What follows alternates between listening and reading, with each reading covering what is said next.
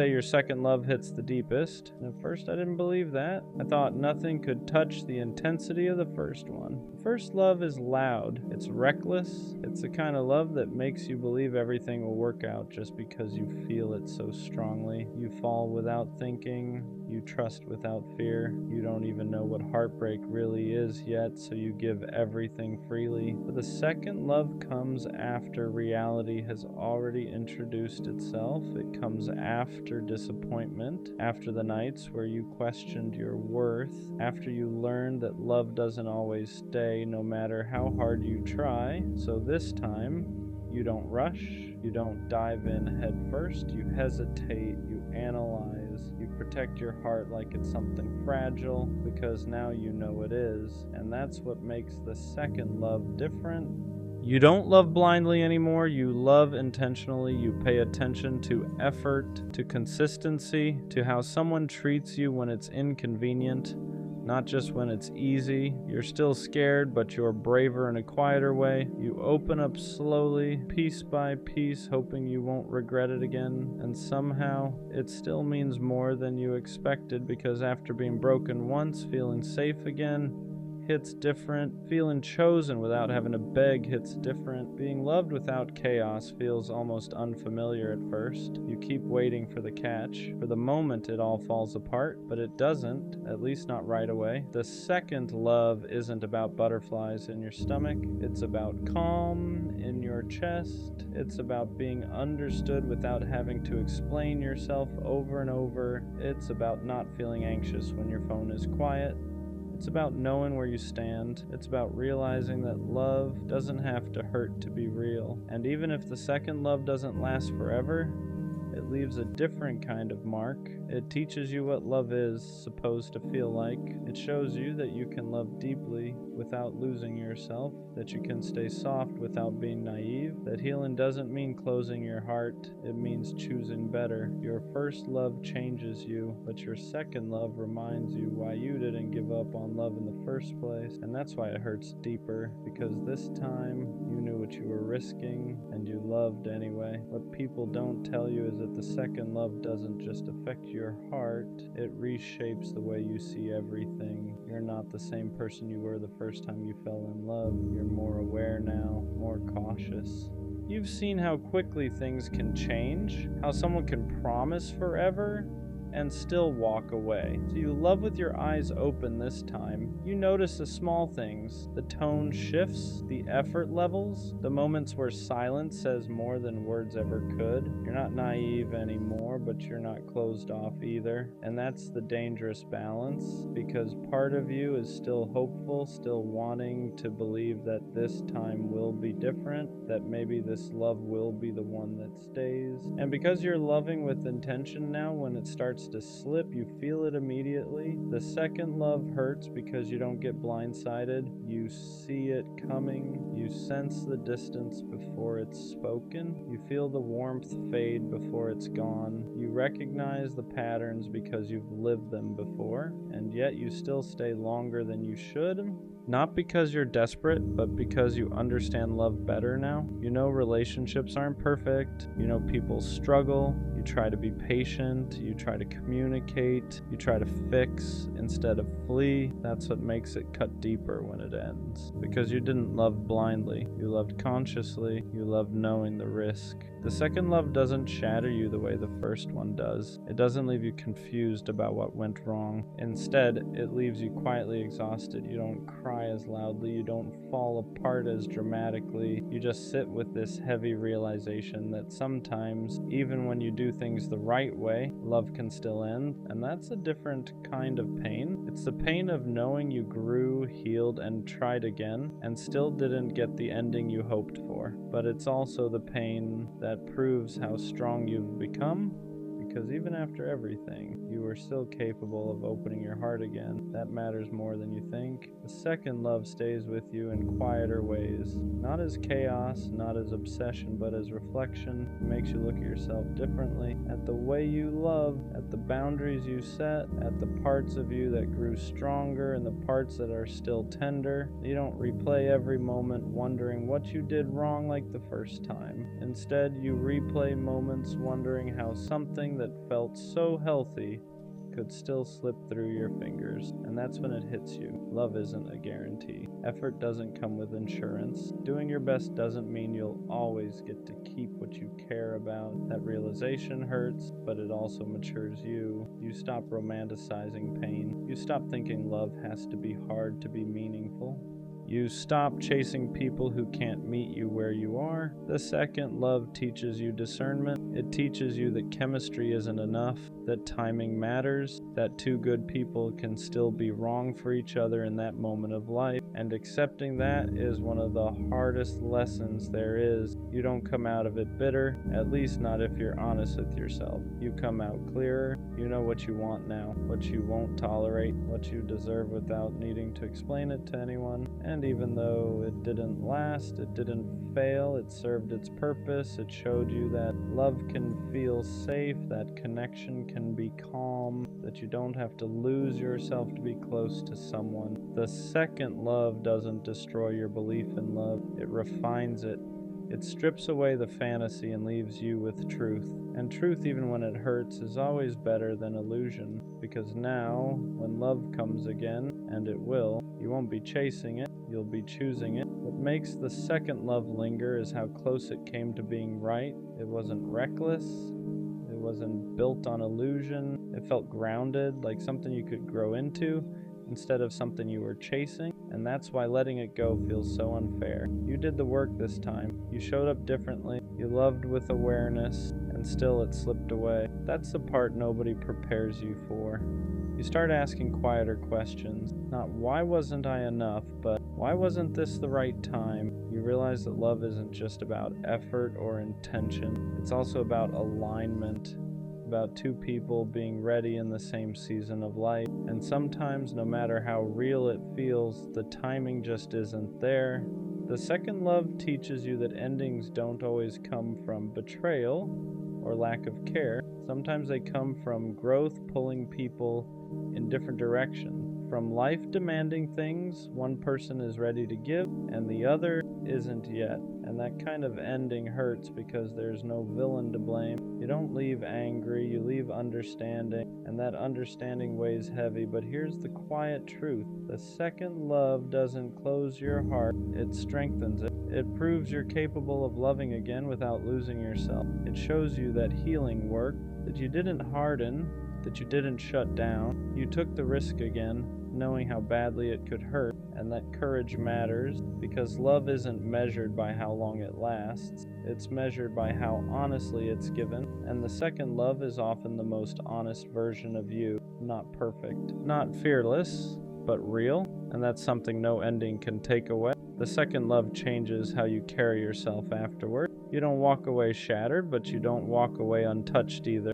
There's a quiet shift in you. You become softer in some places, stronger in others. You learn how to sit with loss without letting it turn into bitterness, and that balance takes time. You notice how you move differently now. You're slower to give access to your heart, but not closed. You're more honest about what you need, even if it risks someone leaving. You no longer stay silent just to keep the peace, because the second love taught you that losing yourself slowly is worse than losing someone quickly. You also learn that closure doesn't always come from a conversation. Sometimes it comes from acceptance, from realizing that you gave what you could with what you knew at the time, that both of you tried in the ways you knew how, and that an ending doesn't erase the good that existed. The memories don't hurt the same way anymore. They don't stab, they ache. And even that ache becomes familiar, manageable. It reminds you that you once felt safe with someone, and that means you can feel that way again. Maybe not with them, but with someone else,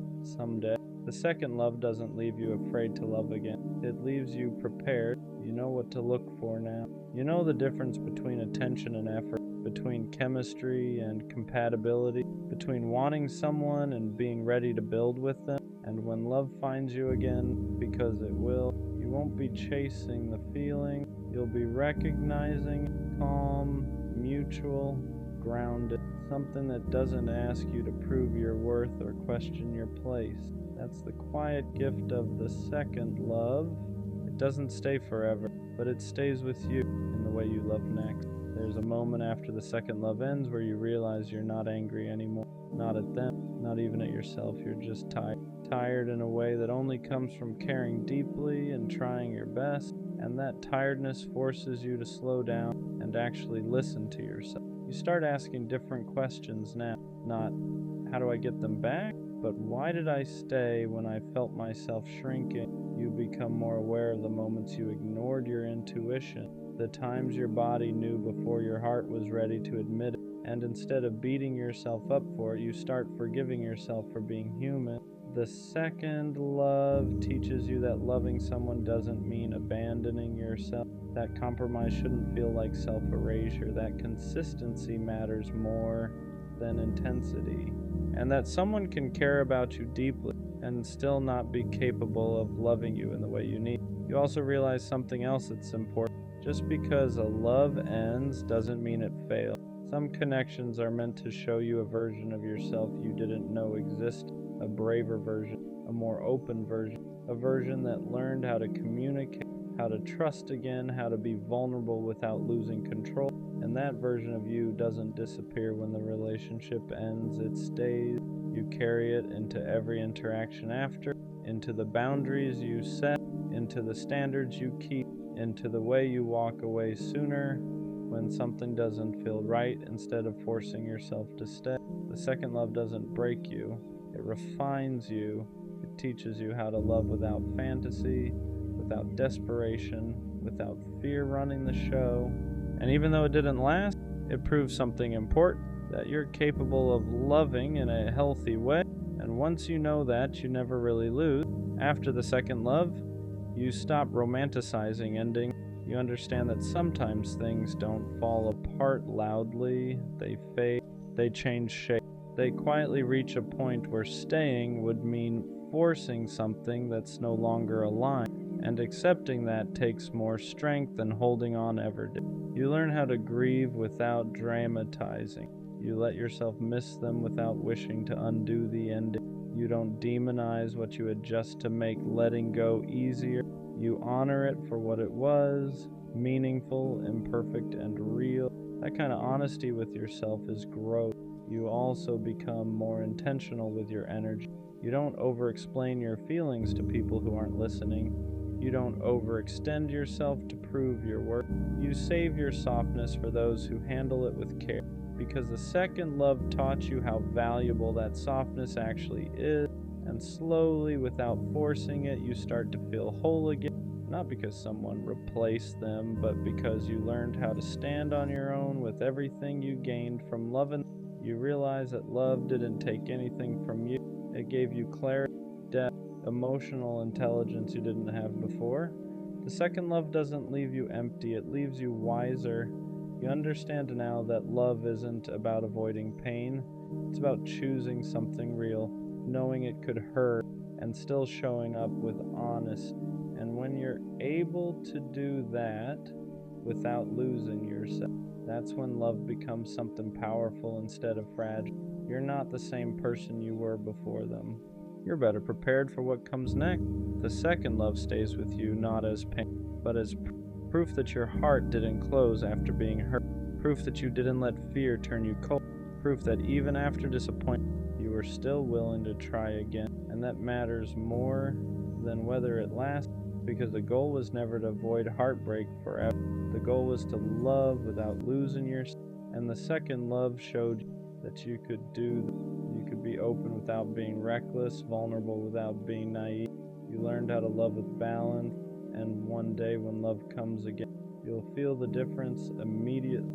It won't feel rushed, it won't feel heavy, it won't feel like you're walking on eggshells or trying to prove your value. It'll feel mutual, steady, easy in a way that doesn't scare you. You won't be chasing a feeling anymore. You'll be choosing a person, and that's the quiet beauty of the second. It doesn't promise forever, it prepares you. It teaches you that love doesn't need to hurt to be meaningful, and that peace is just as powerful as passion. So if your second love didn't last, don't mourn it like a failure. See it for what it really was. A turning point, a lesson, a reminder that your heart is still capable of real connection. The first love opens your heart. The second love teaches it how to stay open. And whatever comes next, you'll be ready. I think the hardest thing to admit now is that I waited too long for her. Not a few days, not a few weeks. I'm talking about months of believing that eventually she would see me the way I saw her. Because when you really care about someone, patience feels like loyalty. You tell yourself that love isn't supposed to be rushed, that real connections take time, that sometimes people just need space to figure things out. So I gave her that space. I stayed patient when things felt uncertain. I stayed loyal even when the energy between us started shifting. And every time something felt off, I told myself the same thing. Just give it time. Time would make her realize how much I cared. Time would make the connection stronger. Time would make everything finally fall into place. But looking back now, I realize something painful. Sometimes time doesn't fix things. Sometimes time just shows you what someone was never going to choose. And while I was waiting, she was slowly moving in a different direction. Well, when you wait for someone you care about, it doesn't feel like you're wasting time. It feels like you're being loyal. You tell yourself that patience is proof that your feelings are real, that if you just stay consistent long enough, eventually they'll see what's right in front of them. So that's what I did. I stayed. Even when the signs started becoming confusing, there were moments where she would pull closer again. Moments where the conversations felt like they used to. Moments where she would say things that made it seem like maybe, just maybe, we were finally getting somewhere. And every time that happened, it reset my hope. It made me believe the waiting was worth it. Because hope is powerful. Hope convinces you that the future will eventually match the way you feel. But the problem with hope is that it can keep you standing in the same place while the other person is slowly walking somewhere else.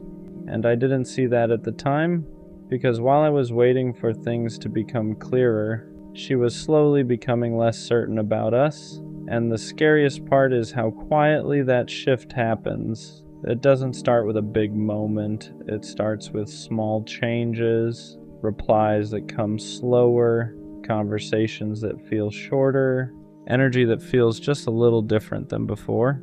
At first you ignore it because you tell yourself the same thing you've been telling yourself the whole time. Just give it time. But sometimes time doesn't move people closer. Sometimes it slowly moves them away. And by the time you realize that, you've already waited longer than you should have. The strange thing about waiting for someone is that you don't realize how much time you're giving away until you look back at it. While I was waiting for her to figure out her feelings, my whole mindset was built around patience. I told myself that real connections take time, that people sometimes need space before they realize what's right in front of them. So whenever things felt uncertain, I convinced myself that uncertainty was just part of the process. I thought eventually she would see me the way I saw her, but the longer I waited, the more the relationship started feeling one-sided. Not in obvious ways. She still talked to me. She still checked in sometimes. She still kept the connection alive just enough that it never felt completely over. And that's the part that kept me there, because every small moment of closeness made it seem like progress. Like maybe we were finally moving towards something real. But looking back now, those moments didn't mean we were getting closer. They just meant she wasn't ready to fully let me go yet. And there's a big difference between someone building something with you and someone keeping you close while they're still figuring out what they want. At the time, I couldn't see that difference clearly. All I knew was that I cared about her, and I believed that eventually she would care about me the same way. So I stayed patient, even when the signs started becoming harder to ignore, even when the connection started feeling less stable than it used to. Because once you invest that much time waiting for someone, it becomes harder to walk away. You start telling yourself that leaving now would mean all that waiting was for nothing. So you stay longer, you give it more time, you hope just a little more, And that's how you end up realizing something painful later on. You didn't just wait for her. You waited too long. The hardest part about waiting too long for someone is realizing that the time you gave them was real, even if the outcome wasn't. Because every day I stayed patient, I believed it meant something. Every message I sent, every conversation where I tried to understand her better, every moment where I chose to stay instead of walking away when things felt uncertain, to me those moments were proof that I cared, proof that the connection mattered enough to fight for. But there's something difficult about waiting that you don't notice until it's already happened. Waiting slowly turns into hoping, and hoping slowly turns into ignoring reality. There were signs that things weren't moving the way I thought they were. Moments where her effort didn't match mine. Moments where the connection felt like it was staying in the same place instead of growing. Moments where it felt like I was investing more emotionally than she was. But every time I noticed those signs, I told myself the same thing. Just give it more time. Because when you care about someone, you don't want to believe the connection might not lead anywhere. You want to believe the patience will eventually pay off. But the truth is, patience only works when both people are moving toward the same thing. If one person is waiting while the other person is slowly drifting away, time doesn't bring you closer. It just stretches the distance. And by the time I started realizing that, I had already waited longer than I should have. Another thing about waiting too long for someone is how quietly it changes your life, because when you're emotionally invested in someone, your decisions start revolving around them. You hold space for them in your future, you imagine what things could become, you avoid moving on because a part of you still believes they might eventually choose you. And that's exactly what I did. I didn't explore other connections. I didn't let myself get too close to anyone else because, in my mind, I was already committed to her, even if the relationship wasn't fully defined. And that's the trap of waiting. You stay emotionally loyal to someone who hasn't fully chosen you yet, not because you're naive, but because you believe loyalty will eventually be recognized. You believe that if someone sees how patient you are, how consistent you are, how much you care, they'll eventually realize you're the right person. But life doesn't always work like that. Sometimes people appreciate your patience, sometimes they even care about you, but that doesn't always mean they'll choose you. And that's a painful thing to understand, because it means the time you gave them didn't guarantee the future you imagined. And when that realization finally hits, you start asking yourself a difficult question. Was I waiting for the right person?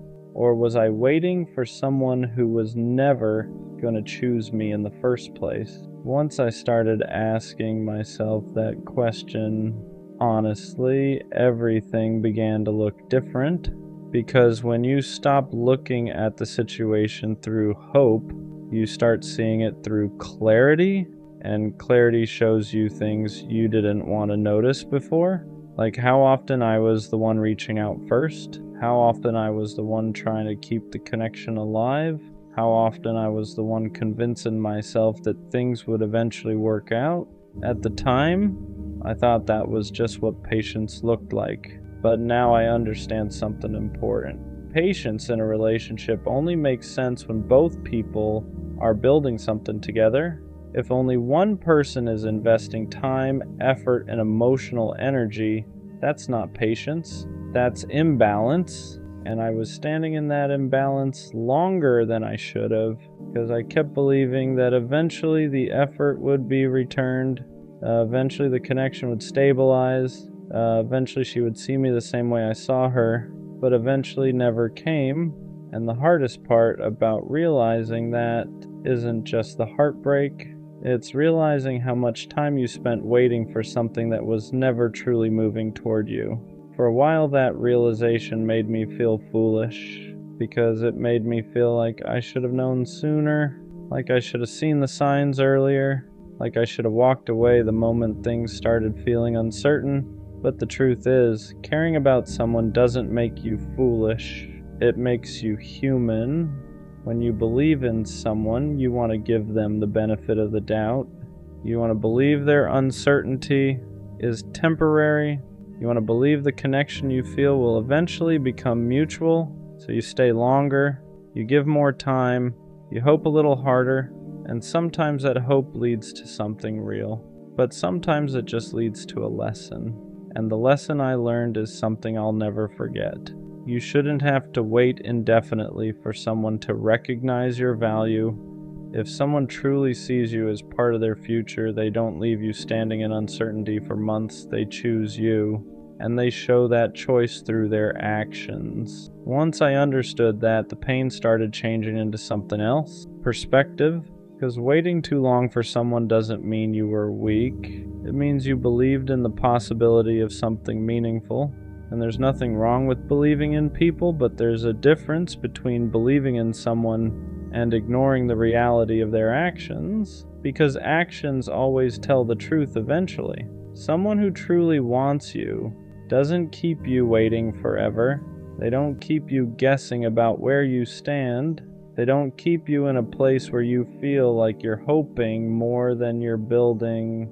They make their intentions clear, and if someone doesn't do that, the waiting only leads to one outcome. Eventually you realize you were holding space for someone who wasn't holding space for you. When I finally stopped waiting for her, something surprising happened. I started getting my clarity back.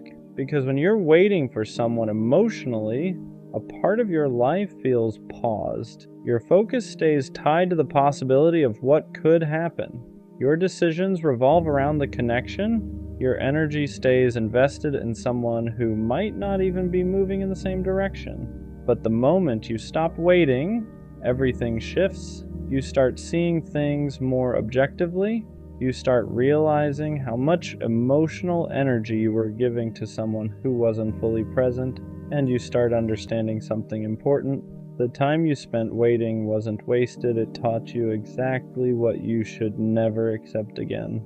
Looking back now, I can honestly say I waited too long for her, but I don't regret caring. I don't regret being patient, because those things say something about who I am. What I do regret is staying in uncertainty longer than I should have, because the right person doesn't make you wait forever to feel chosen. They don't keep you in a constant state of hoping. They don't make you question whether the connection is real. They make their intentions clear. They meet your effort with their own, and they move forward with you, not away from you. So yeah, I waited too long for her, but that experience taught me something I'll carry with me forever. Next time I won't stay in a place where I feel like I'm waiting to be chosen, because the right connection doesn't feel like waiting. It feels like moving forward together. She said she needed space, and I believed her, because when someone says that, you don't question it, you respect it, you tell yourself they're overwhelmed, they're figuring things out, they just need time to clear their head.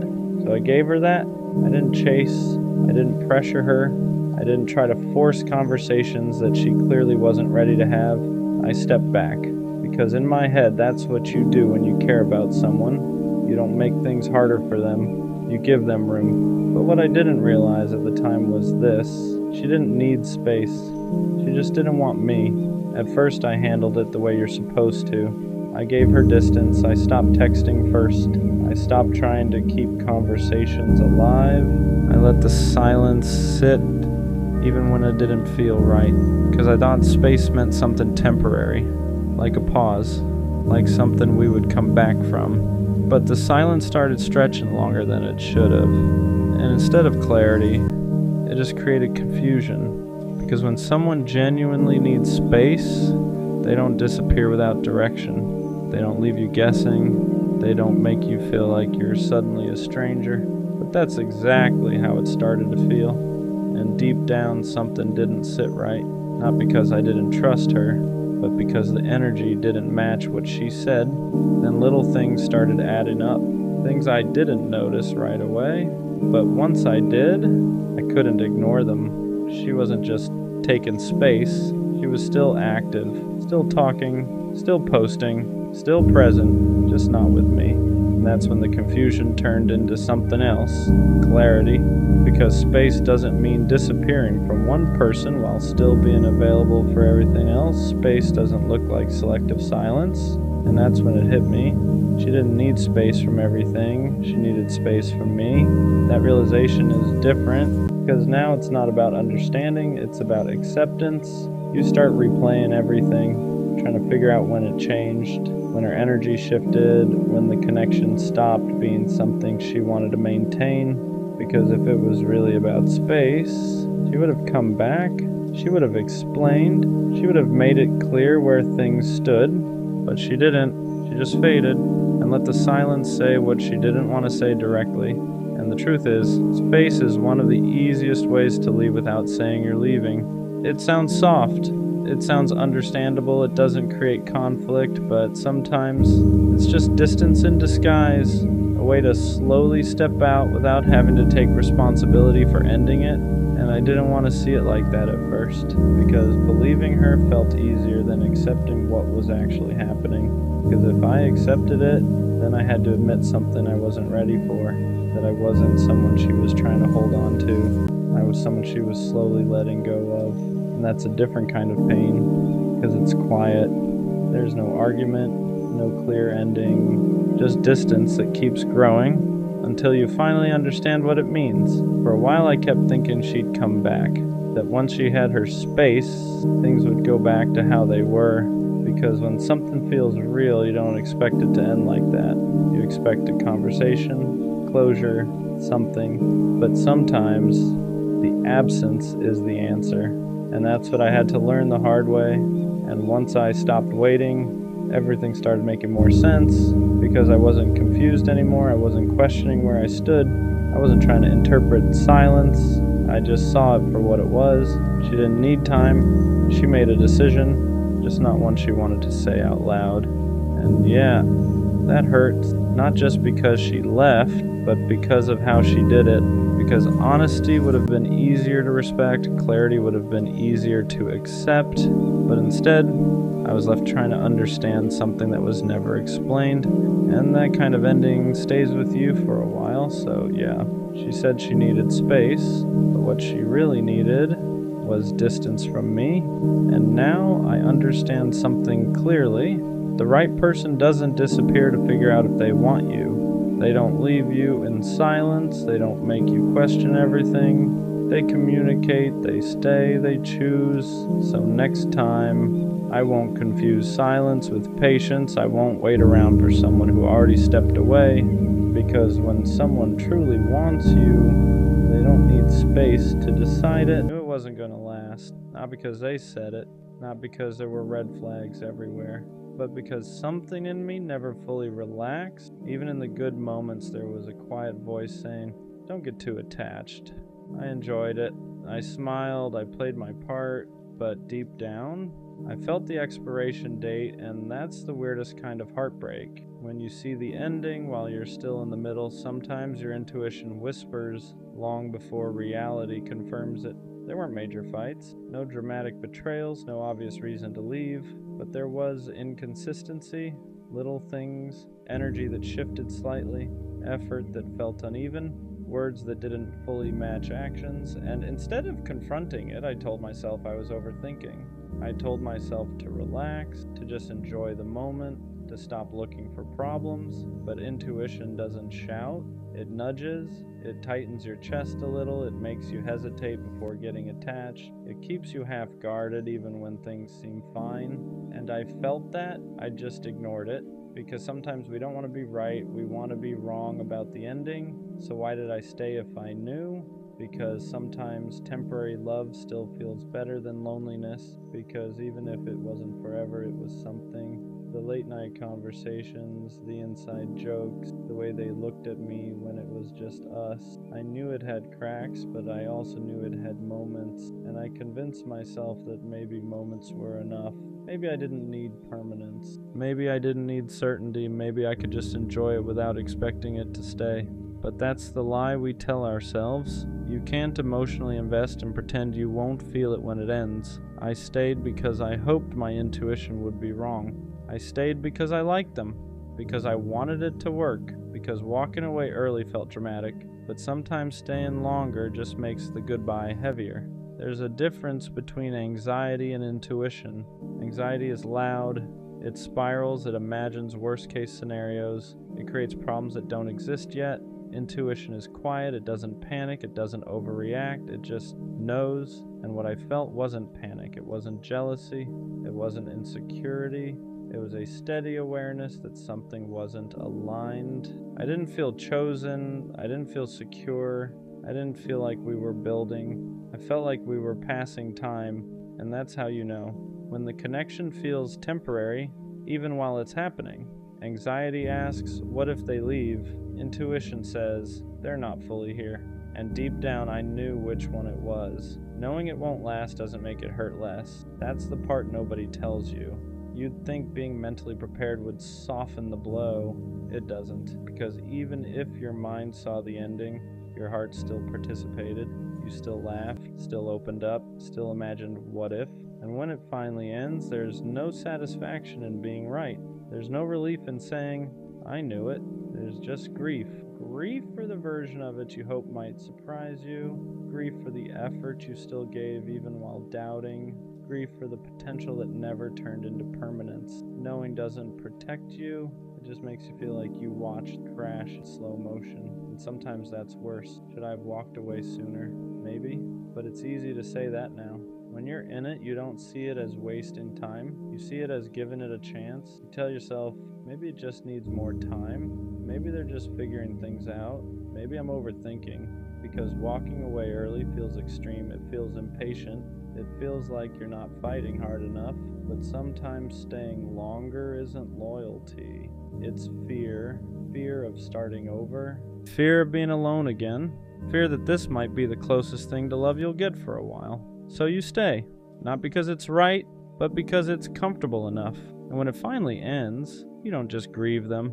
You grieve the time you knew better, but here's the thing. You didn't stay because you're weak. You stayed because you hoped, and hope isn't something to be ashamed of.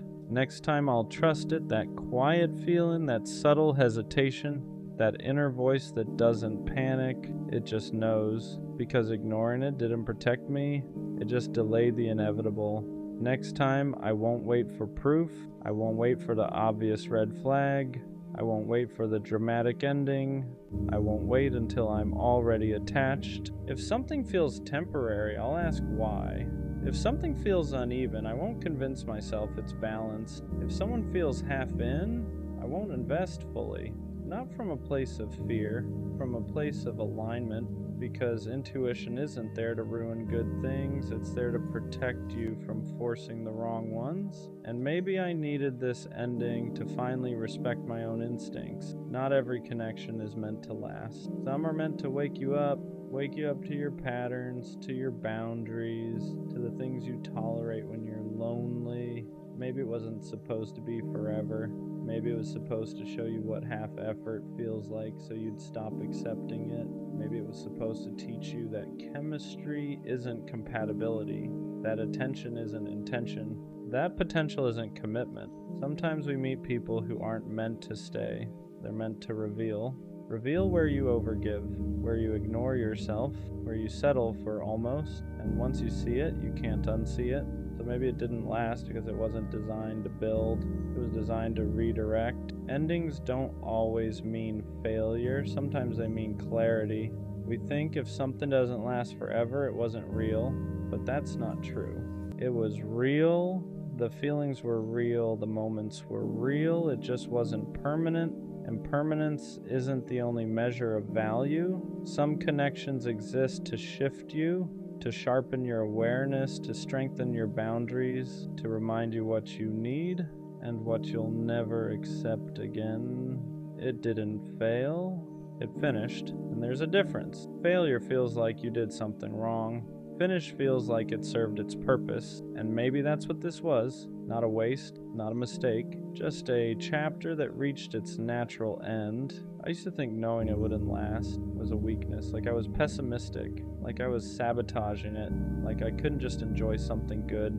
But now I see it differently. That feeling was awareness. I wasn't crazy, I wasn't overthinking, I wasn't insecure, I I was aligned enough with myself to recognize misalignment, and that's power, because next time I won't silence it. I won't stay longer than I should just to prove I can make something work. I won't ignore the quiet voice just because the moments feel nice. Knowing it wouldn't last didn't mean I didn't care. It meant I could see clearly, and clarity is growth, so no, it didn't last, but I did.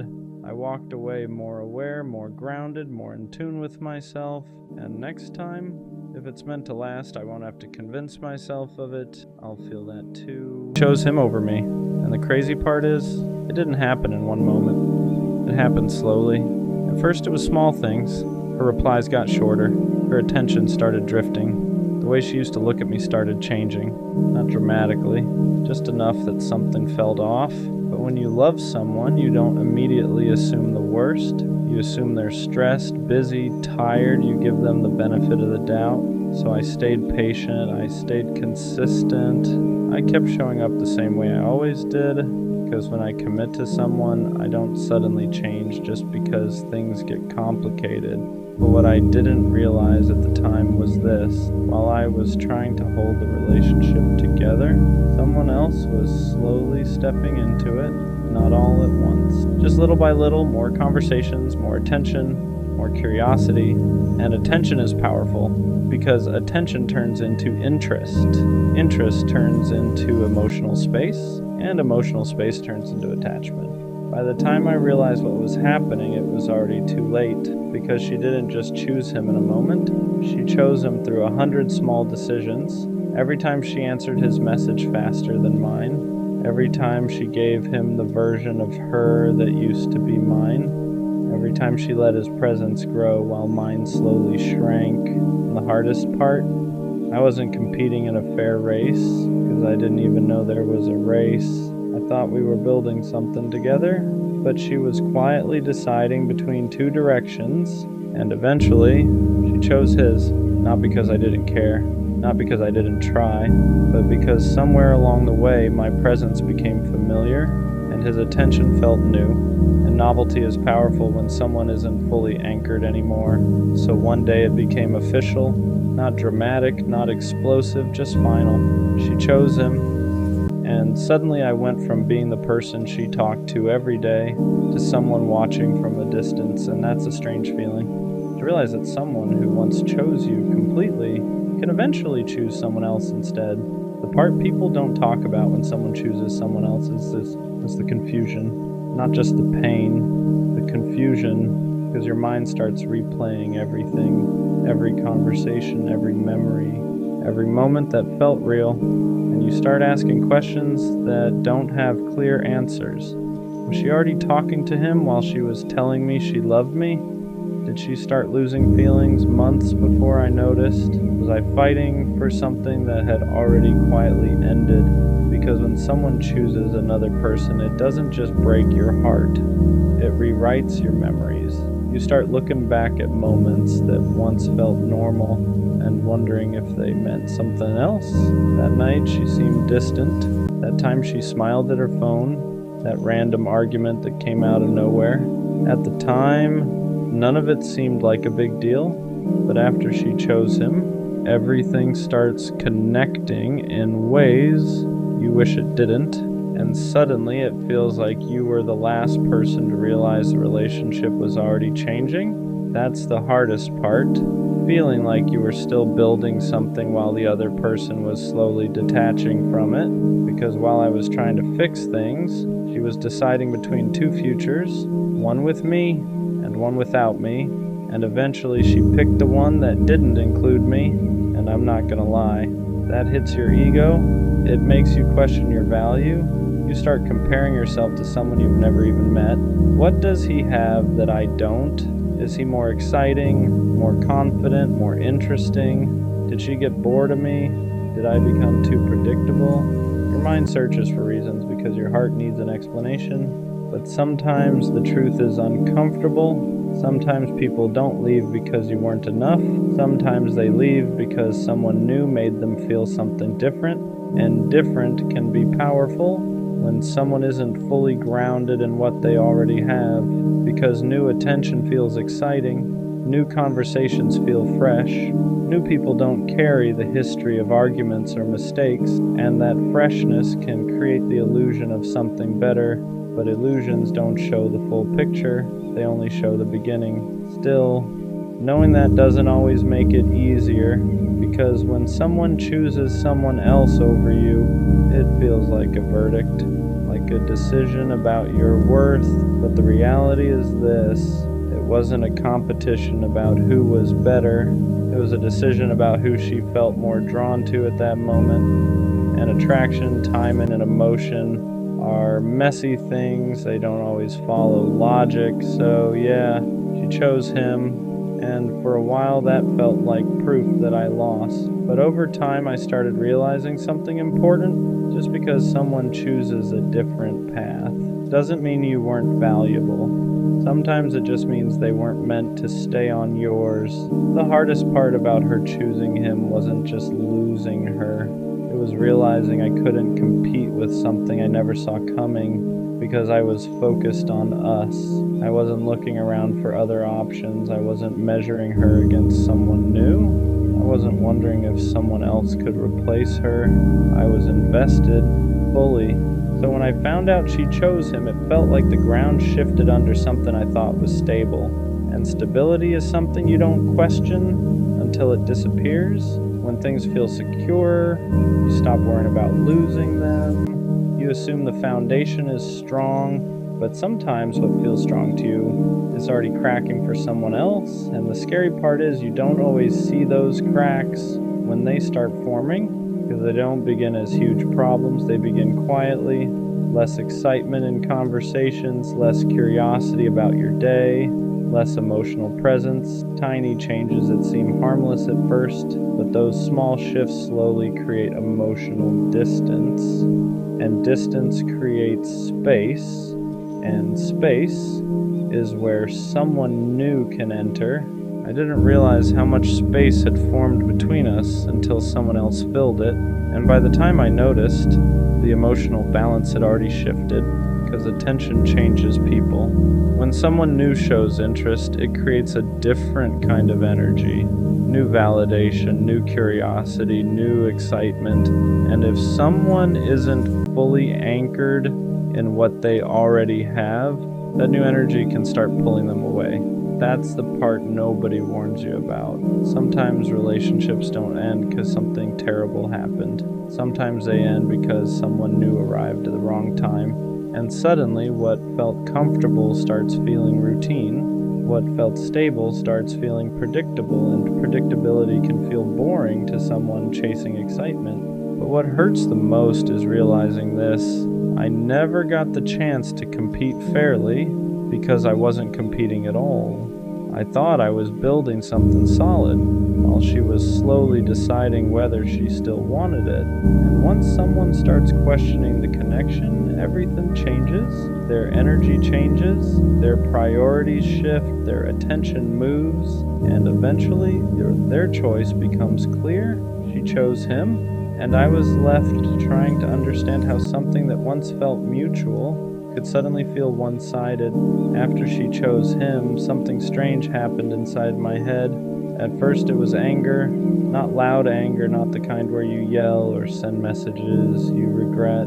The quiet kind, the kind that makes you stare at the ceiling at night wondering how everything changed so fast. Because when someone chooses someone else over you, it feels like a judgment, like a decision about your value, and that's where your mind goes first. You start comparing yourself to someone you've never even met. Is he better than me? Does he make her laugh more? Does he understand her in ways I couldn't? Did she see something in him that she stopped seeing in me?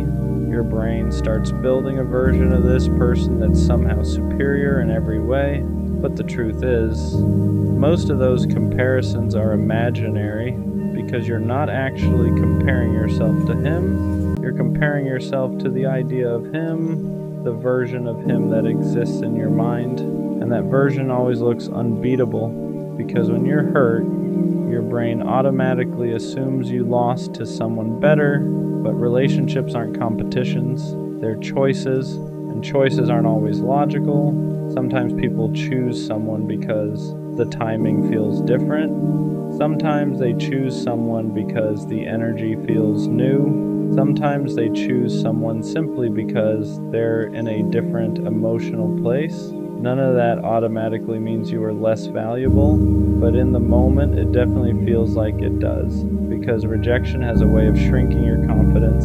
It makes you forget who you were before the situation happened. Before she chose him, I knew exactly who I was. Someone loyal, someone consistent, someone who showed up even when things weren't easy. But when she chose him, for a while, it made me question all of that.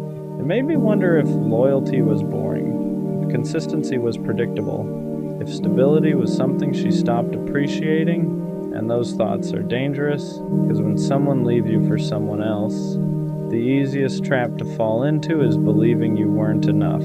But the truth is this: someone choosing a different person doesn't erase the way you loved them. It doesn't erase the effort you gave. It doesn't erase the value you brought to the relationship. It only means one thing. At that moment in her life, she felt pulled in a different direction. Yeah, that hurts, because nobody wants to be the direction someone walks away from. But sometimes the person who walks away is simply walking towards something they think they need to experience, and that doesn't automatically mean you were the wrong person. Sometimes it just means you weren't the final chapter in their story. After a while, the anger fades. Not completely, but enough that something else starts replacing it. Reflection. Because once the shock of being replaced settles, you start looking back at the relationship differently.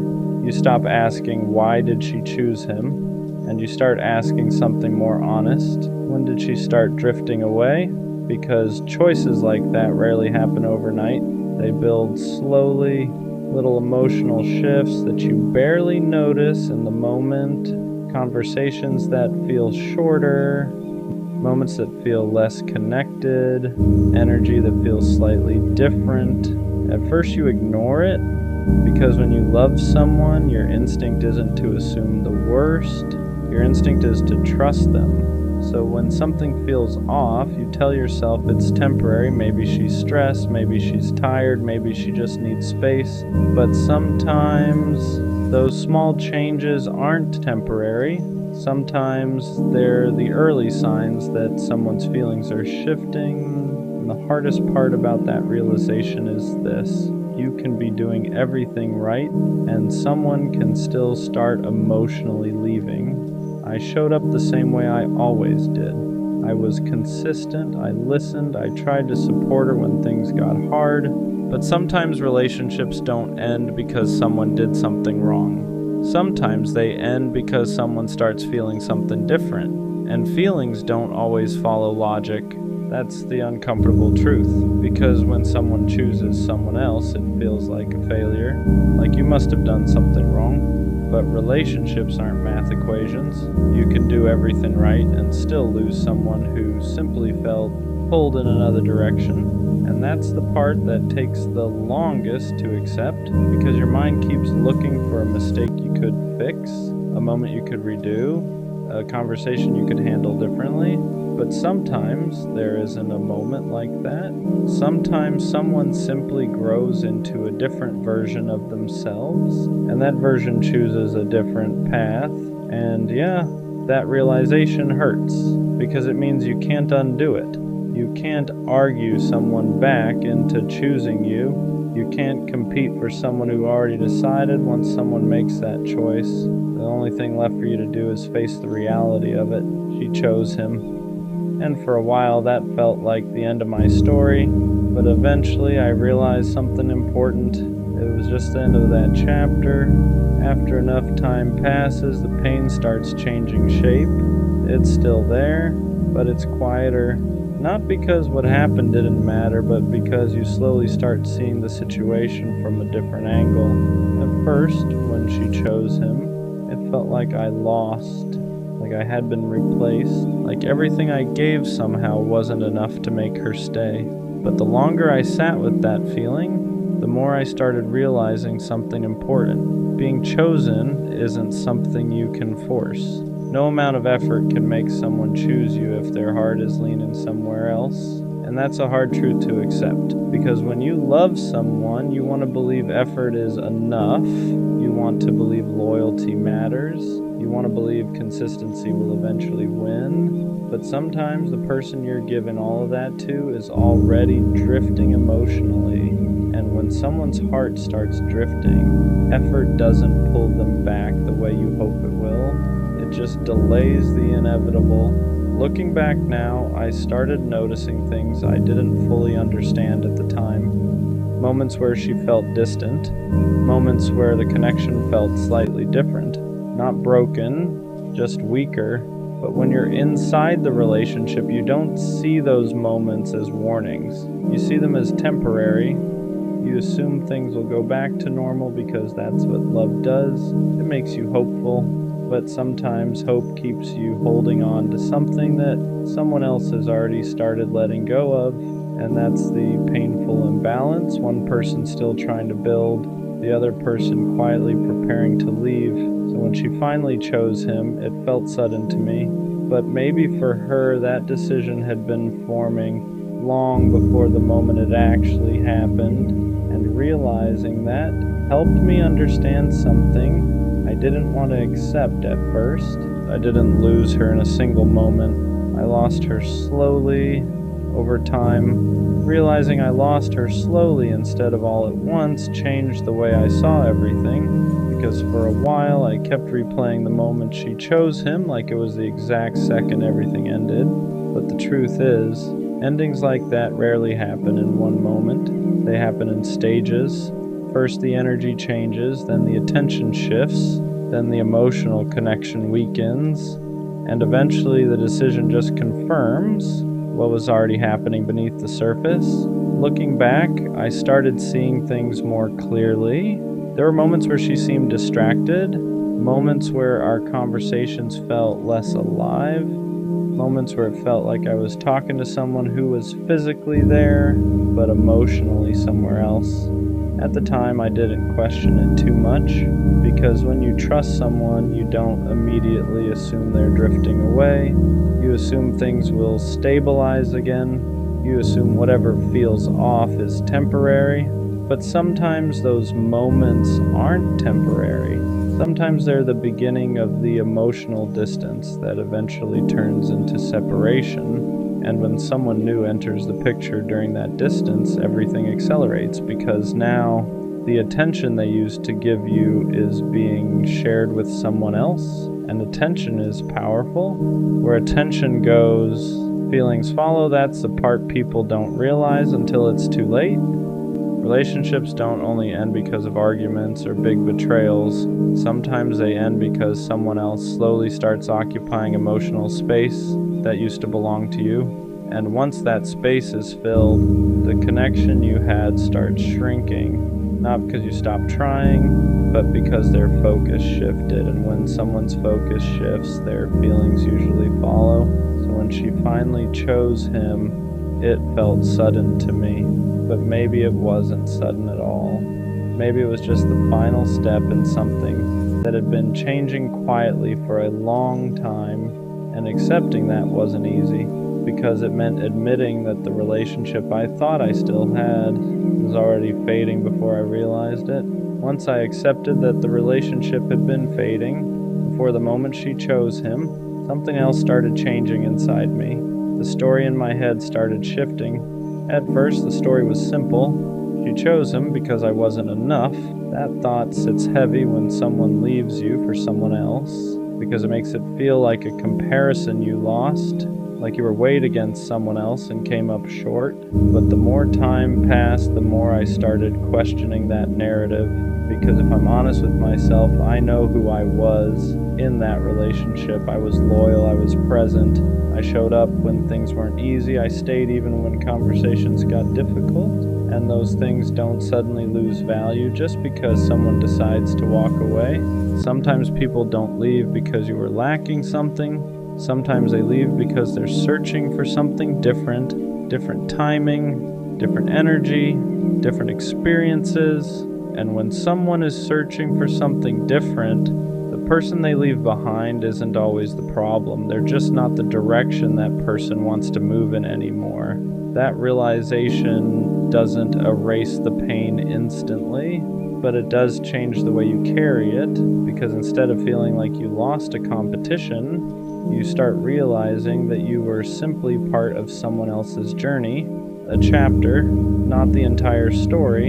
And yeah, that can be hard to accept at first, because when you're in love, you don't imagine yourself as just a chapter. You imagine yourself as the ending, but life doesn't always work like that. Sometimes people walk into your life for a season, they teach you something, they change you in ways you didn't expect, and then they move on to a different path. And when that happens, the choice they make isn't always about your worth. Sometimes it's simply about their direction. She chose him, but that doesn't mean I was someone unworthy of being chosen. It just means her path went somewhere else. By the time enough time passed, the pain stopped feeling like rejection and started feeling more like clarity, because when someone chooses someone else over you, it forces you to confront something uncomfortable. You can't control who someone chooses. You can't convince someone to value what they've already started letting go of, and you definitely can't compete for someone who's already made their decision. For a long time, I thought about what I could have done differently. Maybe I could have been more exciting, maybe I could have been more unpredictable, maybe I could have noticed the distance sooner, but eventually I realized something important. Even if I had done everything perfectly, the outcome might have been the same, because when someone's feelings start shifting, they don't always shift because of something you did wrong. Sometimes they shift because that person is changing, their priorities change, their emotions change, the things they're drawn to change. And when that happens, the person they once chose can slowly stop feeling like the person they want to keep choosing. That doesn't mean the connection was fake, it just means it wasn't permanent. And once I understood that, something inside me relaxed, not because it stopped hurting, but because I stopped trying to rewrite the past. I stopped trying to find the exact moment where everything could have been saved, because sometimes relationships don't end because of a single mistake. Sometimes they end because two people slowly start walking in different directions, and when that happens, no amount of effort can force the paths back together. She chose him, and for a long time, that sentence felt like the worst thing that could have happened to me. But eventually I started realizing something else. If someone can choose someone else over you, then they were never meant to be the person who chooses you forever. And that realization hurts at first, but it also frees you, because it reminds you that being chosen by the wrong person isn't the goal. Being chosen by the right person is. Looking back now, the moment she chose him doesn't define me the way it used to. At first it felt like proof that I lost something important, but over time I realized something different. I didn't lose my ability to love. I didn't lose my loyalty. I didn't lose the way I show up for people when I care about them. Those things didn't disappear just because one person decided to walk away. The only thing that changed was the direction my life was moving in. And maybe that direction was always meant to change, because the truth is, relationships aren't about holding on to someone who no longer chooses you. They're about eventually finding someone who continues choosing you, not once, not only when things feel easy, but again and again. Through the normal days, through the difficult conversations, through the moments where excitement fades and what's left is commitment. And if someone can walk away from you for someone else, it simply means they weren't the person who was going to make that kind of commitment. She chose him, and that used to feel like the end of my story. Now it just feels like a moment that redirected it, because one day someone else will choose me, and when they do, it won't feel like a competition. It'll feel like certainty. I don't think I've ever been someone's first choice. Not immediately. Not without hesitation. I've been liked, wanted, texted every day. But when it came down to it, there was always a pause. Let me think. I'm not sure what I want. the timing isn't right, and you start noticing a pattern. You're good enough to keep around, good enough to talk to, good enough to feel close to, but not good enough to be picked without doubt, and that does something to you. Because you don't want to compete. You don't want to prove yourself. You don't want to convince someone to see what's already there. You just want one person who doesn't hesitate, one person who doesn't compare you, doesn't explore other options, doesn't need to figure it out, just chooses you. And when that hasn't happened yet, the question creeps in quietly. Is there something about me that makes people unsure? When you're never the first choice, you start overperforming. You become extra understanding, extra patient, extra available. You respond faster. You give more reassurance. You try to be easier to love. Because maybe if you're perfect enough, they won't hesitate. Maybe if you don't complain, don't ask for too much, don't pressure them, they'll finally pick you confidently. So you adjust. You downplay your needs. You accept the bare minimum. You tell yourself you're just being mature. But really, you're trying to secure a spot. You're trying to prove that you're worth choosing. And the painful part is this: even when you give your best, even when you're thoughtful, loyal, consistent, they still hesitate. And that's when it hits. It was never about you not doing enough. It was about them not being sure. And no amount of overperforming can fix someone else's uncertainty. After a while, it stops feeling like coincidence. It starts feeling like proof. Proof that maybe you're missing something, that maybe there's a quality you don't have, that maybe you're just almost exciting enough, almost attractive enough, almost unforgettable.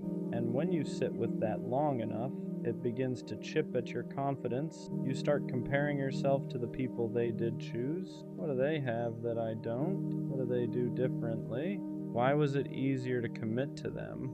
And the dangerous part? You begin to rewrite yourself in your head.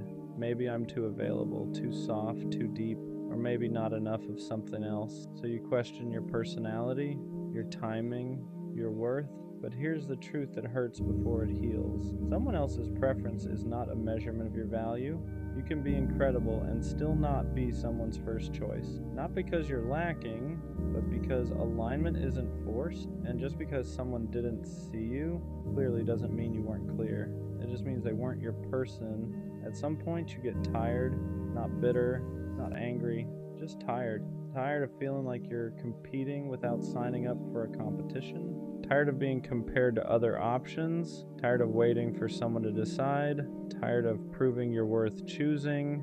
And something shifts. You stop trying to outshine anyone. You stop adjusting yourself to win. You stop playing it cool just to stay in the running. Because love isn't supposed to feel like auditions. You shouldn't have to outperform someone to be valued. You shouldn't have to worry about whether you're the best option available. You either align or you don't. And once you realize that, you stop competing.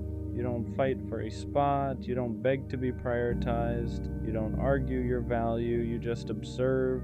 If someone's unsure, that's your answer. Not because you're not enough, but because you refuse to be an option. And the moment you stop competing, you stop feeling small, because you remember something important. You're not here to be the best choice in a lineup. You're here to be the only choice for the right person. The moment you refuse to compete, your standards rise automatically. You stop accepting, let's see where this goes. You stop entertaining mixed signals. You stop tolerating being someone's backup plan, because if someone has to compare you, they're not aligned with you. It's that simple. You don't need to be better than anyone else. You don't need to win. You don't need to outperform. You just need someone who sees you and doesn't hesitate. And once you decide you're no longer an option, you start moving differently. You don't over-explain. You don't over-give. You don't overstay. If someone's energy feels unsure, you don't chase clarity. You step back, not to play games, not to test them, but because you value yourself enough to not beg for certainty. And here's the truth. The right person won't need alternatives. They won't weigh you against other options. They won't keep you around while exploring. They'll know. And when you finally believe you deserve that kind of clarity, you stop asking, Why am I never the first choice? Because you realize you were just giving your energy to people who weren't capable of choosing fully. Being someone's second option was never your identity. It was a season, a pattern you tolerated, a dynamic you accepted, a lesson you hadn't learned yet, but it was never who you are. You weren't born to compete for attention. You weren't designed to be compared. You weren't meant to sit around waiting for someone to decide if you're enough. That was just a chapter, and chapters end. What you thought was rejection was actually redirection. Because imagine being fully chosen by someone who had to debate it. Imagine building something with someone who once hesitated. That foundation would always feel shaky. So maybe not being first protected you from being second in someone's heart. Maybe every time someone paused, it was life removing you from something that wasn't certain. You weren't overlooked, you were misaligned. And misalignment isn't failure, it's filtering. You're not destined to be the second option. You were just learning what it feels like, so you'd never accept it again. Everything changes when you stop identifying as the almost. You stop saying, this always happens to me. You stop expecting to be overlooked, stop bracing for hesitation, stop assuming you'll be compared, because when you carry the identity of being second, you unconsciously accept second-place behavior. You tolerate inconsistency, you excuse uncertainty, you stay longer than you should, but the moment you decide that's not who you are, your tolerance drops. You don't romanticize mixed signals. You don't wait around for someone to decide. You don't attach yourself to potential. You start moving like someone who expects clarity, and that energy is different. You ask direct questions. You communicate directly. You walk away directly, not because you're cold, because you're done being confused. You're not almost. You're not maybe. You're not will see. You're either fully chosen or you're unavailable. And once you internalize that, the pattern breaks because you no longer accept roles that don't fit you. Being someone's first choice starts with being confident enough to walk away. Because if you're afraid to lose them, you'll accept almost. You'll accept, I'm not ready. You'll accept, I need time. You'll accept being kept around while they figure it out. Not because you're weak, but because you don't want to lose the connection. But here's the shift. The moment you realize you're okay walking away, you stop settling for hesitation. You stop clinging to potential. You stop negotiating your worth. You stop staying where you feel unsure. And that energy changes everything. You don't threaten to leave. You don't play games. You just won't stay where you're not certain. And when someone feels that, they either step up or they step out. Both are clarity, because being someone's first choice isn't about demanding it. It's about being willing to lose anything that doesn't offer it. And once you're strong enough to walk away from confusion, you stop ending up in it. The right person won't make you question your position. You won't have to decode their text. You won't have to wonder where you stand. You won't have to compete with silence. When someone is sure about you, it shows in consistency, in effort, in how they talk about you, in how they prioritize you. There's no gray area, and that's what you've been missing. Not love, not attraction, not chemistry, clarity. Because every time you felt like you weren't the first choice, it wasn't because you lacked something, it was because the situation lacked certainty.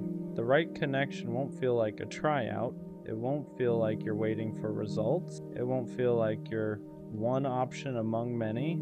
It will feel stable, secure, intentional. And when you experience that, you'll realize something important. You were never asking for too much. You were just asking the wrong people. So why was I never the first choice? The truth, because I was entertaining people who weren't capable of choosing fully. It was never about my worth, never about me lacking something. Never about me being second best. It was about alignment. I was trying to be first in rooms where I was only an option. And once I stopped accepting that role, everything changed. I don't compete anymore. I don't overperform. I don't wait to be picked. If someone hesitates, I step back. If someone compares, I remove myself. If someone isn't sure, I let them find certainty somewhere else. Because I finally understand something. The right person won't struggle to choose me. They won't need alternatives. They won't need time to decide if I'm enough. They won't treat me like a possibility. They'll treat me like a decision. And until that shows up, I'm not missing out. I'm filtering. So I'm done asking, why am I never the first choice? Now the question is simpler. If I'm not your first choice, why are you still an option for me? And that's the shift. Sometimes the question isn't, will I be loved? It's quieter than that. It's, is there something about me that makes love harder? Because when people keep leaving or hesitating or choosing someone else, you start internalizing it. You start wondering if maybe you're too intense, too emotional, too independent, too complicated, or maybe not enough of something, and no one ever says it directly.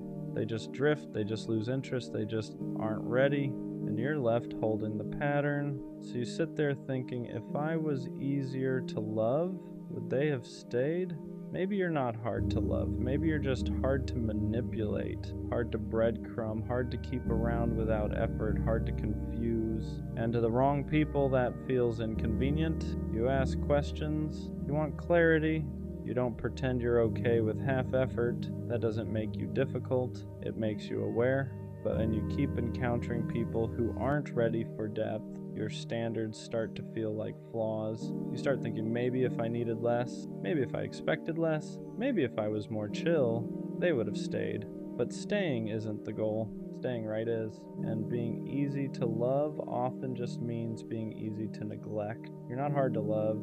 You're just not built for temporary. When rejection repeats itself, you stop seeing it as coincidence. You start seeing it as confirmation.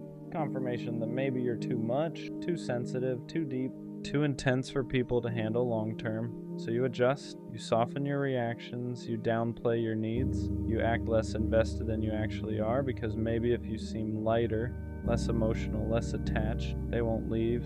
But here's what really happens. You slowly disconnect from yourself. You become quieter in relationships, less expressive, less honest about what you want. And when someone still walks away, it hurts even more, because now it feels like even the edited version of you wasn't enough. That's when the question gets louder. If even my smaller version isn't chosen, what does that say about me? But maybe it doesn't say anything about you. Maybe it says something about who you've been choosing. There's a difference between being hard to love and being hard to access. Hard to love sounds like a flaw, like you're difficult, complicated, too much work. Hard to access is different. It means not everyone gets the deepest parts of you. It means you don't open up instantly. It means your vulnerability isn't handed out casually. And that's not a weakness, that's discernment. You don't let just anyone in anymore. You don't overshare with people who haven't earned trust. You don't attach quickly just because there's chemistry. To someone who wants easy, that feels frustrating. To someone who wants depth, that feels rare. You're not hard to love, you're just not available for surface level connection. And the wrong people will always call that too much, but the right person, they'll call it intentional. Maybe the real issue was never that you're hard to love. Maybe you've been loving people who don't know how to love deeply. There's a difference. Some people like the idea of you, your attention, your softness, the way you show up for them. But when it's time to reciprocate, they struggle, not because you're asking for too much, but because they don't have that depth to give. And instead of admitting that, it's easier for them to label you. Too intense, too emotional, too serious. But wanting clarity isn't intense, wanting effort isn't emotional, wanting something real isn't serious, it's healthy. You're not hard to love, you're hard to half love, and that's where the tension comes from. Because people who operate casually feel pressure around someone who operates intentionally, but pressure isn't the same as incompatibility. It's just misalignment. When you're repeatedly misunderstood, you start questioning your depth. You start wondering if you feel too much, if you expect too much, if you interpret things too deeply. Because when people keep saying, it's not that serious, or you're overthinking, you begin to shrink your instincts, you second guess your reactions, you silence your intuition, you tell yourself to calm down even when something feels off. But here's the truth. Depth feels dramatic to people who live on the surface. Emotional awareness feels intense to people who avoid vulnerability. Your ability to feel deeply is not a flaw, it's a capacity. And just because someone doesn't meet you there doesn't mean you're too much. It just means they don't swim that far. You're not hard to love. You're just not built for shallow connections. And that's not something you should dilute. At some point, the question changes. It stops being, am I hard to love? And starts being, are they capable of loving me properly? That shift is everything, because instead of dissecting yourself, you start observing them. Can they communicate clearly? Can they handle vulnerability? Can they stay consistent when things get real? Or do they pull away the moment depth shows up? You stop assuming you're the problem. You start noticing patterns. Some people love casually, some people love conditionally. Some people love only when it's convenient. And if you love intentionally, those dynamics will always clash. You're not hard to love. You're just not compatible with people who aren't emotionally available. And once you realize that, you stop shrinking, you stop softening your standards, you stop apologizing for wanting clarity. Because love isn't supposed to feel like convincing someone, it's supposed to feel mutual. What if being hard to love actually means you're built for something rare? Rare love isn't rushed, it isn't casual, it isn't convenient, it's intentional. And intentional love requires emotional maturity, self-awareness, consistency. Not everyone has that. So when someone meets you and realizes they can't show up fully, it's easier for them to say you're too much than admit they're not ready. Rare things aren't accessible to everyone. Depth isn't for everyone. Loyalty isn't for everyone. Emotional honesty isn't for everyone. You're not hard to love, you're selective. And selective love filters out people who only wanted access, not responsibility. You don't need someone who loves lightly. You need someone who loves intentionally. And that kind of love is never going to come from everyone anyway. At some point, you stop fearing the label. You stop trying to prove you're easy. You stop trying to shrink your depth. You stop trying to soften your standards. If loving you requires clarity, effort, and consistency, then that's the requirement, not an apology. You don't dilute your emotions anymore. You don't pretend you're fine with surface level. You don't act detached just to seem low maintenance. You embrace it. Yes, you love deeply. Yes, you need communication. Yes, you value stability. That doesn't make you difficult. It makes you intentional. And when you stop treating your depth like a flaw, you stop attracting people who are intimidated by it, because confidence changes your energy. You're not asking, is this too much? Like, you're asking, can they meet me here? And if they can't, you don't internalize it. You understand that not everyone is equipped for the kind of love you offer, and that's okay. So, am I hard to love? No, I'm just not easy to half love. I don't do confusion. I don't thrive on inconsistency. I don't mistake potential for commitment anymore. If loving me requires effort, that's because I give effort. If loving me requires honesty, that's because I offer honesty. If loving me requires depth, that's because I refuse to stay shallow. I used to think I needed to soften, to be less emotional, less aware, less intense, but the right love won't ask me to shrink. It won't call my standards too much. It won't label my needs as dramatic. It won't feel overwhelmed by my depth. It will meet it. So no, I'm not hard to love. I'm just built for someone who loves intentionally, someone who doesn't hesitate, someone who doesn't compare, someone who doesn't need convincing. And until that shows up, I'm not a problem to fix. I'm just not available for less. And that's not being hard to love. That's knowing exactly how I deserve to be loved. Don't chase love because you're romantic. You chase love because you don't know how to sit with yourself yet. Because silence makes your thoughts loud. Because being alone feels like proof that something about you isn't enough. So you look for love to fill the space. You attach quickly. You overextend. You give more than you should, sooner than you should. Not because you're stupid, but because being chosen feels like relief. Like if someone wants you, then maybe you can stop questioning yourself for a while. You don't just want connection. You want validation. You want someone to prove that you're worth staying for, worth prioritizing, worth choosing. So when someone shows interest, you lean in hard, you ignore red flags, you excuse inconsistency. You tell yourself, if I love them better, they'll love me back. And when they pull away, it doesn't just hurt, it confirms your worst fear, that you weren't enough. So you try harder, you become more available, more understanding, more forgiving than you should be. You abandon parts of yourself just to keep someone close, and you call it love. But deep down, you know the truth. You're not chasing them. You're chasing the feeling of being wanted. Because when someone loves you, even temporarily, it quiets the voice in your head that says you're unlovable on your own. That's why breakups destroy you. You don't just lose the person, you lose the version of yourself that felt okay for a moment. You lose the distraction. You lose the proof. You lose the illusion that someone else could fix what you haven't faced yet. And that's the part no one wants to admit. Chasing love like this isn't romance. It's avoidance. It's using someone else's attention to avoid learning how to give it to yourself. Because loving yourself is harder than loving someone else. It means sitting with your flaws without asking someone to overlook them. It means choosing yourself without needing applause. It means learning how to feel whole without being held together by another person.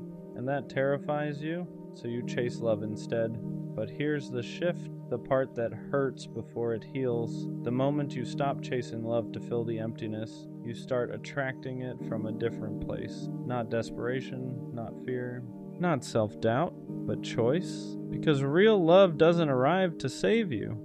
It arrives when you're no longer asking someone else to convince you that you matter. And until you learn to sit with yourself, without distraction, without validation, without escape, every love you chase will feel heavier than it should.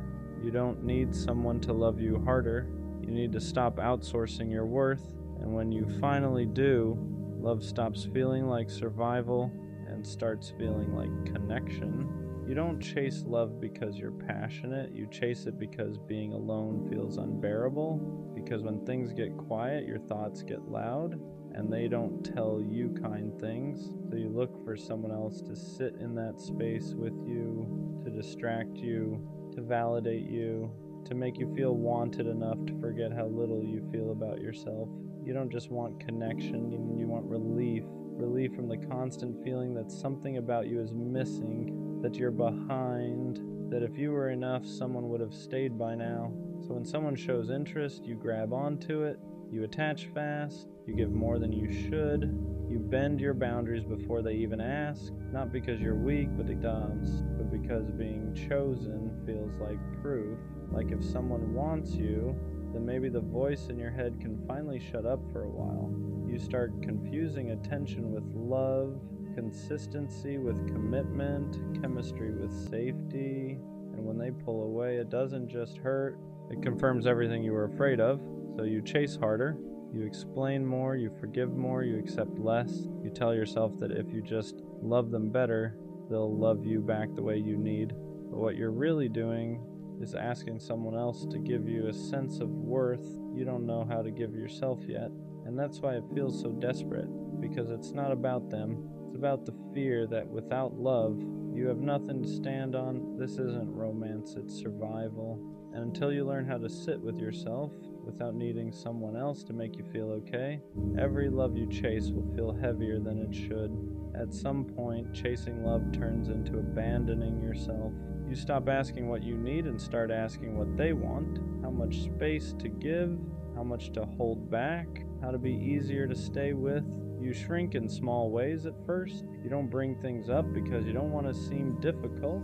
You accept less effort because at least they're still here. You tell yourself you're being understanding when really you're being afraid that if you ask for more, they'll leave. So you adapt. You become more available than you should, more forgiving than is healthy. You explain away behavior that already made you feel small, and every time you do, you move a little further away from yourself, but you call it love. You tell yourself this is what it means to fight for someone, to be patient, to be loyal. What you don't realize yet is that real love doesn't require you to disappear quietly.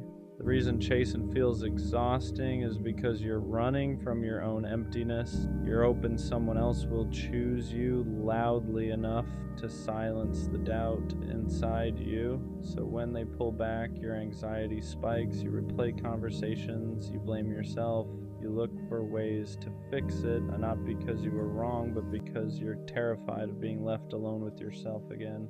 And that's the cycle. The more you chase, the more you lose your footing. The more you lose yourself, the more you need them to feel okay. That's why it hurts so much. Not because they were everything, but because you made them responsible for holding you together. And no one can carry that forever. This is the part people avoid talking about. Chasing love like this doesn't mean you care deeply. It means you don't feel grounded without external validation. And until you learn how to stand on your own, how to sit with yourself without needing to be chosen, love will keep feeling like something you have to earn instead of something you share. When you chase love from a place of emptiness, you don't attract people who pour into you. You attract people who take, not always intentionally, not always maliciously, but people who sense, even subconsciously, that you're willing to overgive just to stay connected. They feel how flexible you are, how much you're willing to adjust, how far you'll bend before you break. So they let you. They accept your effort without matching it. They enjoy your presence without committing to it. They keep you close enough to benefit from your care, but far enough to avoid responsibility. And because you're chasing, you don't question it at first. You tell yourself, this is just how relationships work. That love takes patience, that maybe they just need time. But deep down, something feels off. You're always the one checking in, always the one clarifying, always the one trying to fix the distance that keeps appearing out of nowhere. And instead of asking why they're inconsistent, you ask what you did wrong. That's the trap. Chasing love trains you to blame yourself for other people's lack of effort. You start believing that if someone isn't choosing you, it's because you didn't love them well enough. So you try harder. You give more reassurance, more patience, more access to parts of you that should have been protected, and the dynamic deepens. They stay comfortable, you stay anxious, they get affection without accountability, you get hope without security, and that imbalance keeps repeating until you finally see it for what it is. You're not unlucky in love, you're just chasing from a place that tells the wrong people you'll accept less than you deserve, because people who are capable of real love don't feel comfortable being chased. They meet you halfway. The ones who stay distant, inconsistent, unclear, they stay because the chase benefits them. And until you stop chasing to feel worthy, you'll keep finding yourself in the same story with different faces. Eventually, there's a moment where chasing love stops feeling hopeful and starts feeling exhausting. You realize you're tired, not because love is hard, but because you've been doing all the emotional work alone. You're the one overthinking, the one adjusting, the one trying to hold something together that keeps slipping through your fingers. And for the first time, you ask a quiet question you've been avoiding. Why does love feel like something I have to prove myself worthy of? That question is uncomfortable because it points inward. It forces you to see that chasing love has been a distraction, a way to avoid sitting with yourself, a way to avoid asking why you don't feel enough without someone choosing you. Because as long as you're focused on them, their mixed signals, their distance, their inconsistency, you don't have to face the emptiness underneath. You don't have to ask why you're afraid of being alone, why validation feels necessary, why rejection feels like confirmation instead of redirection. So you keep chasing, but here's the truth that hurts before it heals. Chasing love delays self-healing. Every ounce of energy you spend trying to be chosen is energy you're not spending, learning how to choose yourself, and that's why nothing ever feels settled. Because no matter who you're with, you're still looking to them to fix something they didn't break. They can't give you security you haven't built internally. They can't love you into self-worth. They can't silence the doubt that existed before they arrived. And once you see that, chasing loses its appeal. Not because you stop wanting love, but because you realize love isn't supposed to feel like survival. It's supposed to feel like addition, not rescue. And the moment you stop running from yourself is the moment the chase starts to lose its power. Learning how to sit with yourself is the hardest part of this whole process, because when you stop chasing love, there's nothing left to distract you. No text to wait for, no signals to decode, no person to center your emotions around, just you. And that's when everything you've been avoiding comes to the surface. The insecurity you buried under effort, the loneliness you masked with attachment, the belief that without someone choosing you, you don't really matter. It feels uncomfortable at first, almost unbearable. You reach for your phone instinctively. You miss the chaos, you miss feeling needed, because chasing gave your pain direction, it gave your emptiness a target. Now there's nowhere to run. And this is where most people go back.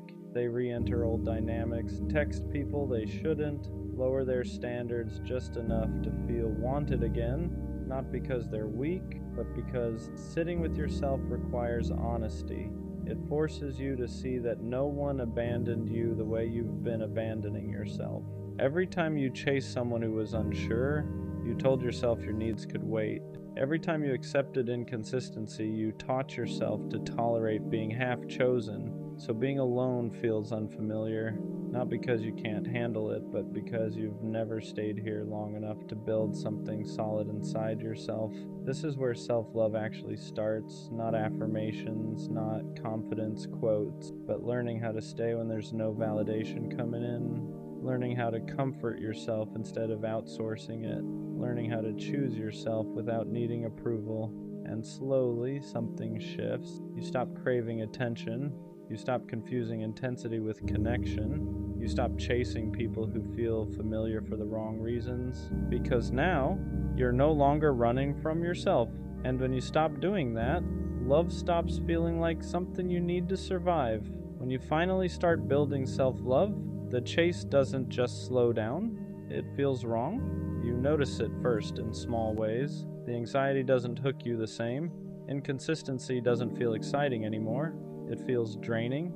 People who once felt magnetic now feel loud, unclear, unsafe, and that confuses you because for so long, chaos felt like chemistry. You were drawn to people who kept you guessing because guessing felt familiar, because uncertainty mirrored how unsure you felt about yourself. But now that you're learning how to stand on your own, that dynamic stops working. You don't feel the urge to prove yourself anymore. You don't feel the need to over-explain your worth. And suddenly, chasing feels humiliating, not because you're above it, but because you're finally grounded enough to feel how one-sided it always was. You start wanting different things: clarity instead of sparks, consistency instead of intensity, presence instead of pursuit. You want to be met, not chased or chasing. And here's the part people don't expect. Self-love makes some connections fall apart. People who benefited from your overgiving feel the shift immediately. They sense you're no longer bending, no longer available on demand, no longer trying to earn their attention, and some of them leave. Not because you changed for the worse, but because the version of you that chased them is gone. That can hurt, because even when you're healing, loss still feels like loss, but this time it doesn't destroy you, because you're no longer tying your value to someone else's choice. You understand something now. Love that requires chasing is love that feeds on insecurity, and love that's healthy doesn't need pursuit to survive. It shows up, it stays, it chooses you without being convinced. And the more you learn how to love yourself quietly, consistently, honestly, the less tolerance you have for anything that makes you feel like you need to beg to belong. When the chasing finally stops, a new fear shows up. Not the fear of being alone, but the fear of trusting love again without desperation. Because now you're calmer, more grounded, less reactive, and that feels unfamiliar. You're used to love coming with anxiety, with overthinking, with that constant urge to secure someone's attention before it disappears. So when things are steady, part of you doesn't know what to do. You wait for the other shoe to drop, You look for signs something is wrong. You brace yourself for distance that never comes, because chaos used to feel like proof that something mattered. Now peace feels suspicious. You're not chasing anymore, but you're still learning how to receive, how to let someone show up without questioning why, how to accept consistency without trying to earn it.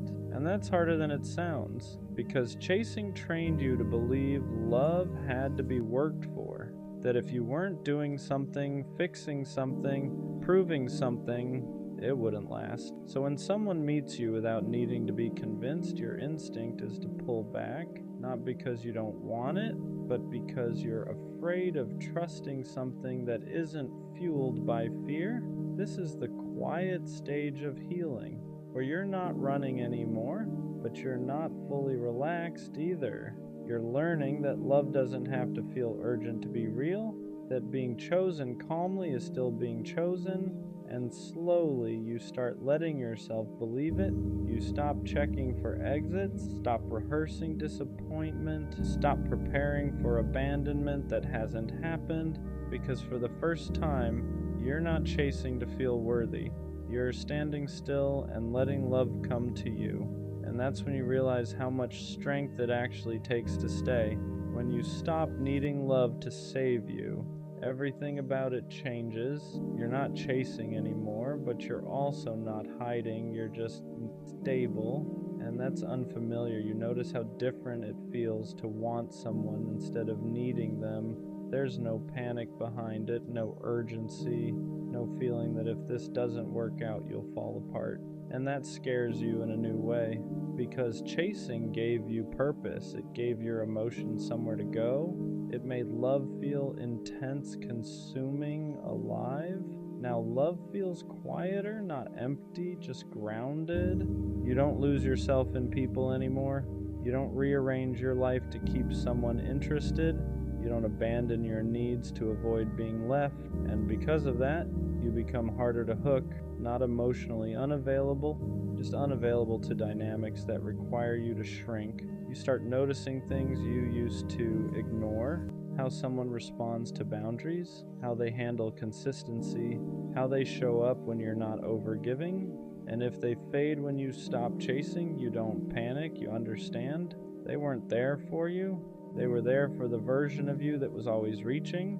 That realization hurts, but it also frees you. Because now you know love that disappears when you stop chasing was never love meant to stay. This is where self-love changes the rules. You don't try to be impressive, you don't try to be indispensable, you don't try to secure someone's feelings. You let them show you who they are when you're not doing all the work, and for the first time, love feels optional, not because it doesn't matter, but because your worth no longer depends on it. You're not chasing to fill a void anymore.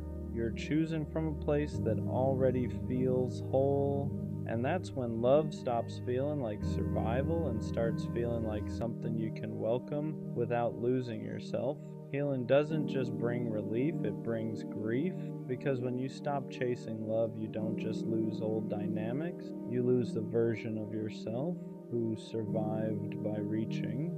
You look back at who you were and feel a strange mix of sadness and compassion. You remember how hard you tried, how much you gave, how badly you wanted to be chosen, and part of you wants to go back, not because it was healthy, but because it was familiar. Chasing gave you direction. It gave your pain something to focus on.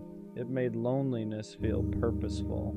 Now that version of you is gone, and that hurts. You grieve the person who believed love had to be earned, who thought being enough meant being useful, agreeable, easy to keep. You grieve the nights you waited, the messages you rewrote, the boundaries you swallowed just to stay connected, not because you were weak, but because you didn't know another way yet. And healing means accepting something painful. No one did this to you. You did it because you didn't know how to hold yourself without being held. That realization can feel brutal because it removes the villain. There's no one left to blame, just patterns you learn to survive something deeper. So you sit with it, with the sadness, with the regret, with the understanding that you were doing the best you could with what you knew at the time. And And slowly, that grief turns into respect. Respect for how much you endured, for how deeply you wanted love, for how brave it was to keep believing, even in the wrong places. You don't hate the old version of you. You thank them because they carried you until you were strong enough to stop chasing and start choosing yourself. And that's what makes this stage heavy. You're not broken anymore, but you're still letting go. The chase ends the moment you stop asking love to fix you, not because you stop wanting connection, but because you stop needing it to feel whole. You finally understand something simple that took you years to learn. Love was never supposed to be proof that you matter. It was never meant to carry your worth, never meant to quiet your self-doubt, never meant to save you from yourself. That was too much to ask of anyone. So you stopped chasing, not in anger, not in bitterness, but in clarity.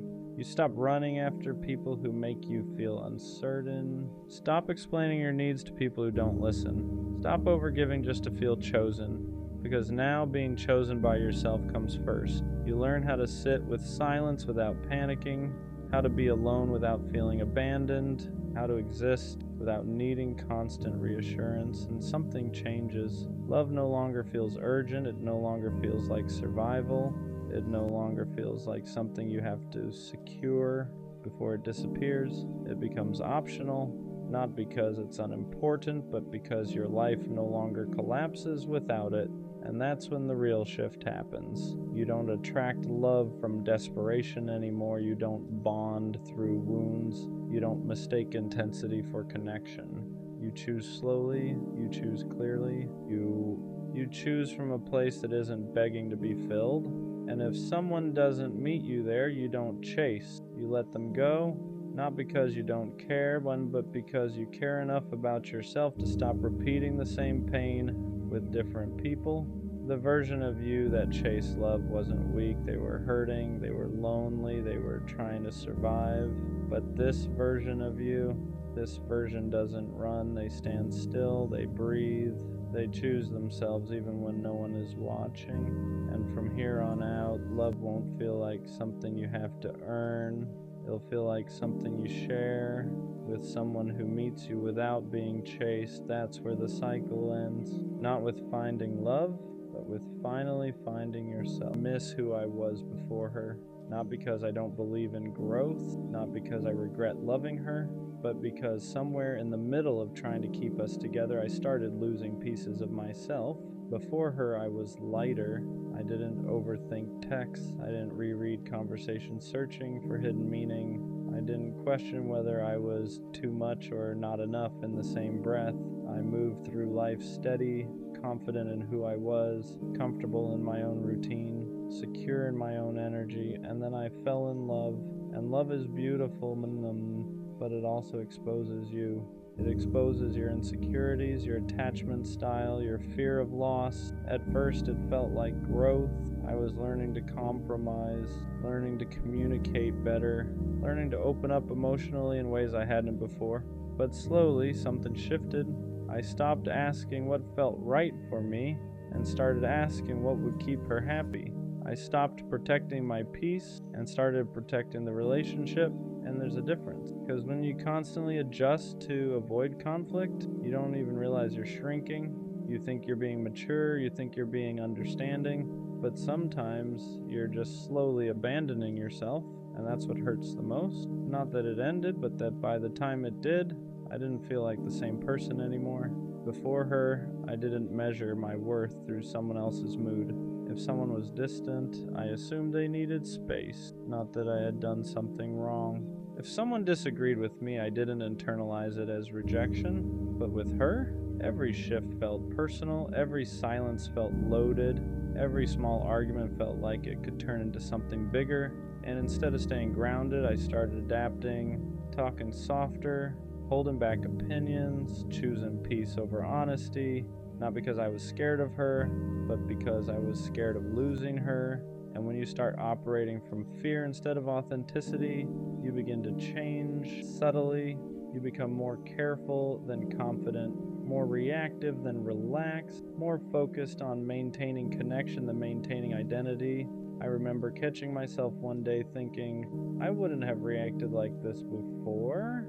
And that realization hit, because love shouldn't erase you. It should expand you, but I wasn't expanding, I was adjusting constantly.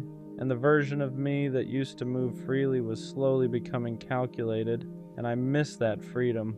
I miss my peace, the kind of peace where I didn't wake up wondering how the day would feel emotionally, the kind where my phone didn't control my mood, the kind where silence wasn't threatening. Before her, I enjoyed my solitude. After her, I feared it, because I had trained myself to associate connection with validation. If we were good, I felt secure. If we were off, I felt unsettled, and that emotional dependency crept in quietly.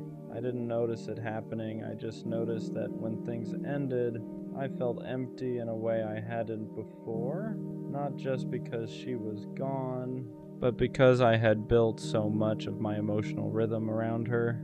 And that's when I realized I wasn't just grieving her, I was grieving myself, the version of me who didn't need reassurance to feel stable, the version of me who didn't overanalyze tone, the version of me who didn't question his value after every disagreement. That version felt strong, grounded, unshakable, and I want him back. I miss my boundaries. Before her, I knew what I tolerated and what I didn't. I didn't chase inconsistent energy.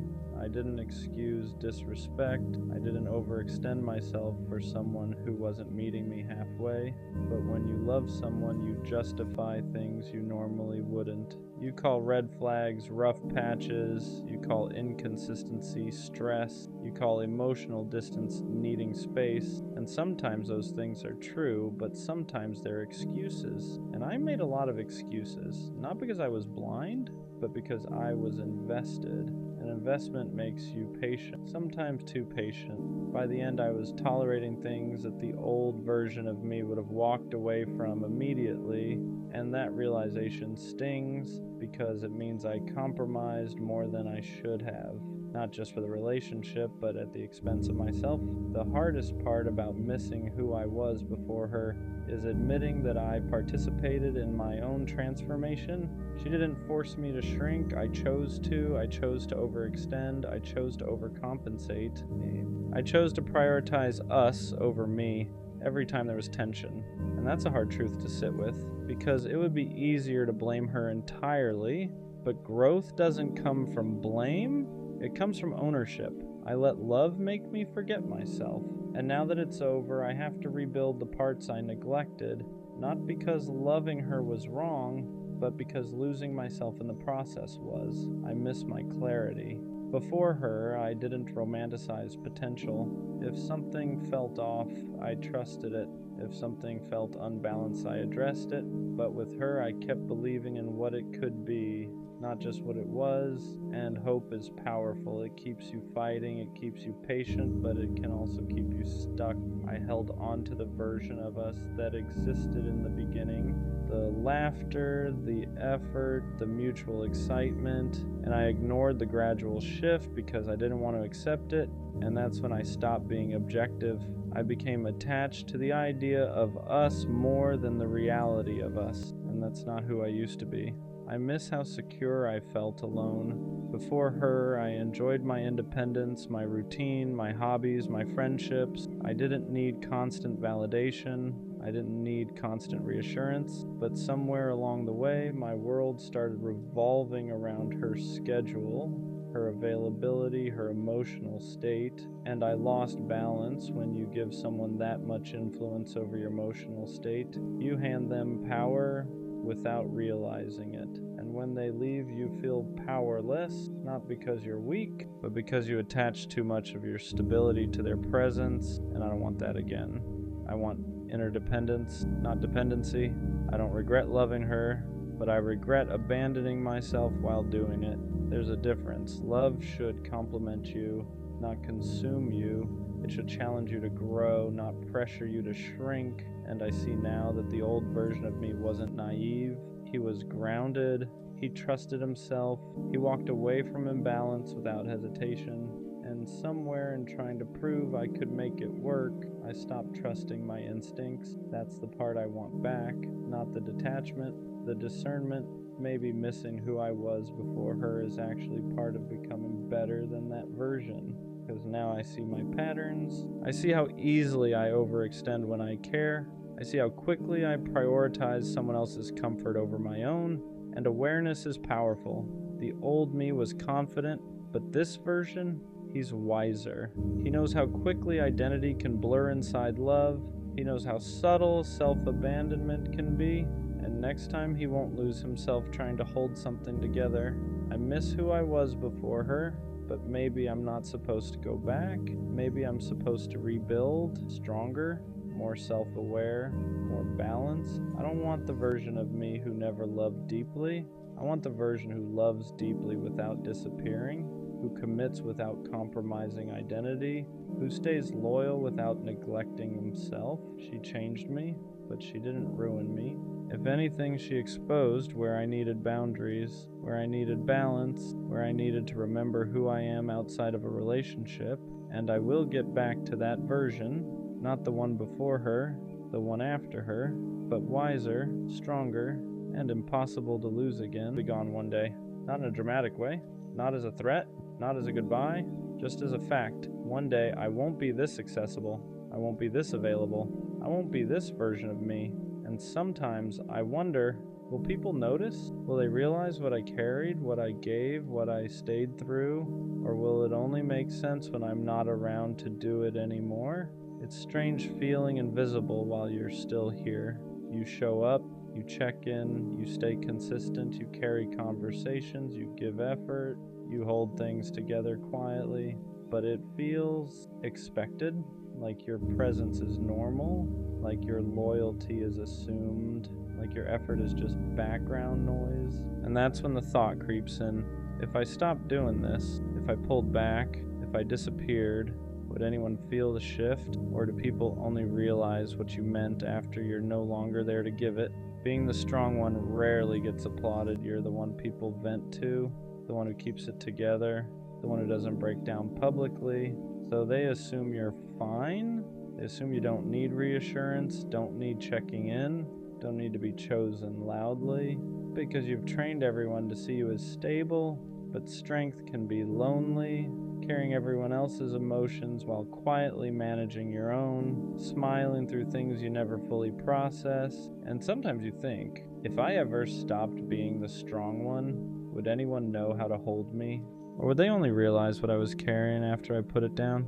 There's a quiet exhaustion that comes with always being dependable. You don't cancel, you don't disappear, you don't make people question where they stand with you. You're solid. And because of that, people get comfortable. They assume you'll always answer, always show up, always understand. But no one asks how much it costs you. No one sees the days you wanted to shut down, the moments you needed someone else to take the lead. Being reliable is a beautiful trait, but when it's constant, it becomes heavy. And sometimes you think, if I ever stop carrying this role, will they notice the weight I was holding all along? What happens when the dependable one finally pulls back?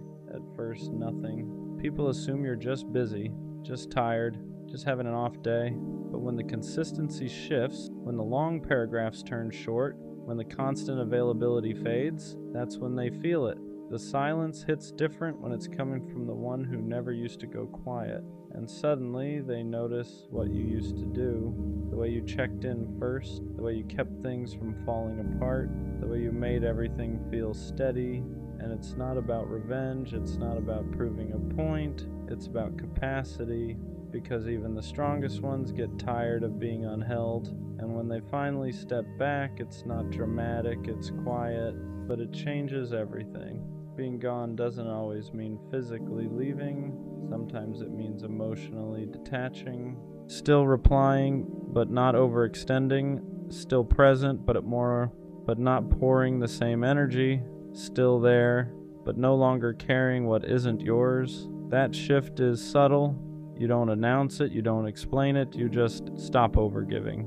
And the people who were used to your full capacity start to feel the difference, because now you're protecting your energy instead of offering it endlessly.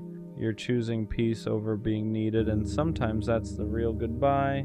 Not disappearing, just deciding you deserve to be poured into too. Being gone one day might not mean disappearing. It might mean evolving, becoming a version of yourself that not everyone gets access to anymore. The version that over-explains, that overextends, that tolerates bare minimum, gone. The version that accepts crumbs just to keep the peace, gone. Growth changes your availability. You don't respond the same. You don't tolerate the same. You don't give the same unlimited access. And some people will say you changed. They'll say you're distant, different, harder to reach. But what they really mean is you stopped being endlessly accessible. And sometimes being gone is just becoming too self-aware to stay in spaces that don't value you. The right people won't lose you when you grow. They won't complain that you changed. They'll adjust with you, because real connection isn't built on convenience. It's built on understanding. When you stop overgiving, the right ones won't call you distant. They'll ask if you're okay. When you set boundaries, the right ones won't feel attacked. They'll respect them. When you evolve, the right ones won't feel threatened. They'll evolve too. Growth doesn't push away what's aligned. It only exposes what was comfortable. And if one day you're gone because you chose peace over pressure, the people meant for you won't lose access. They'll meet you at your new level. One day, being gone might just mean I finally chose myself, not selfishly, not dramatically, fully choosing peace over pressure, fully choosing growth over familiarity, fully choosing reciprocity over exhaustion, because for a long time I chose understanding, I chose patience, I chose staying, even when it drained me. But one day I'll choose alignment, and that might look like distance to people who benefited from my overgiving. It might look like silence to people who only checked in when I carried things. But to me, it'll feel like relief, because being gone isn't always about leaving others. Sometimes it's about finally not leaving yourself. I'll be gone one day, but not in a tragic way, in a transformative way.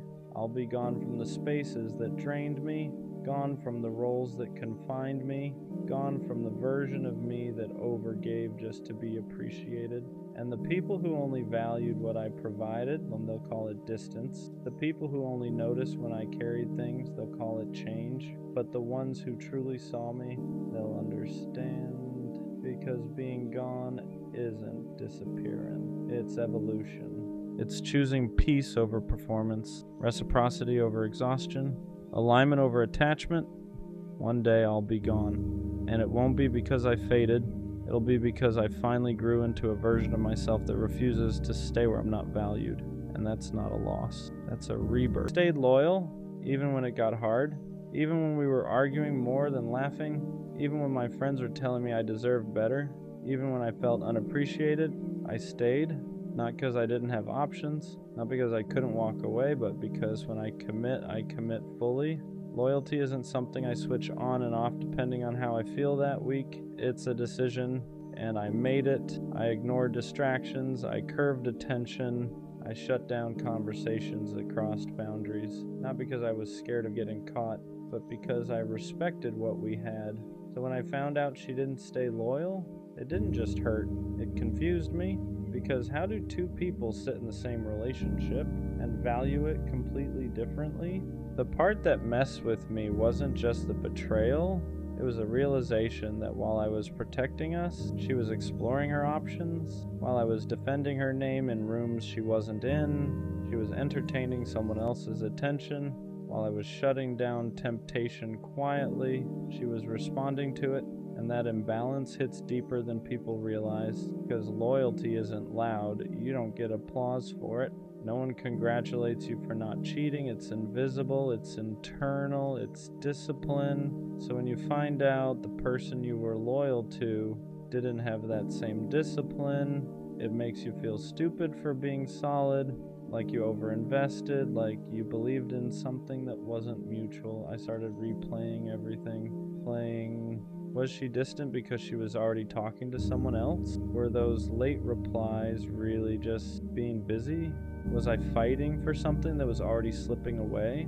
Because once trust cracks, your mind rewrites history. You start connecting dots that might not even be there. And And that's exhausting because loyalty is built on trust, and once trust is broken, even your memories feel unstable. I wasn't perfect, but I was faithful, and that matters because loyalty isn't about being flawless, it's about being intentional. It's about choosing your partner even when temptation is available. It's about respecting boundaries even when no one is watching.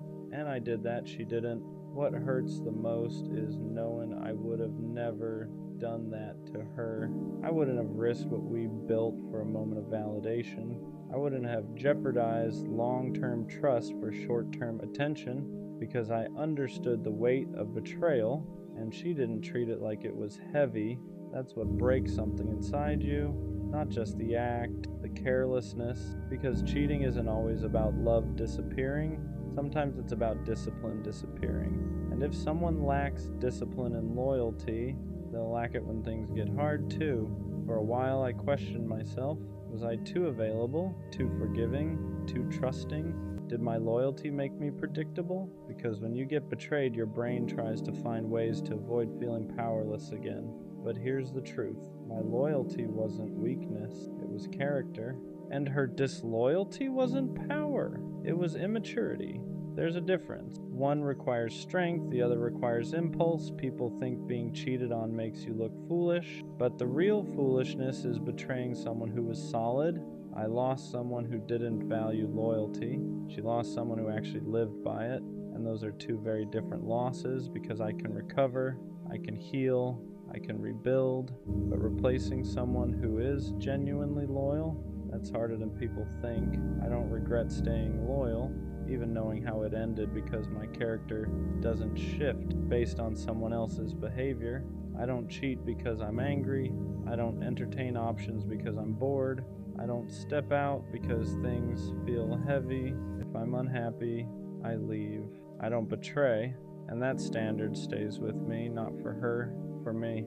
The scary part after betrayal is this: you start wondering if loyalty is even worth it, if everyone cheats eventually, if trusting deeply just makes you vulnerable. But I refuse to let someone else's lack of integrity change mine, because loyalty isn't outdated, it's rare, and rare doesn't mean foolish, it means valuable. She didn't stay loyal, but that says nothing about my worth.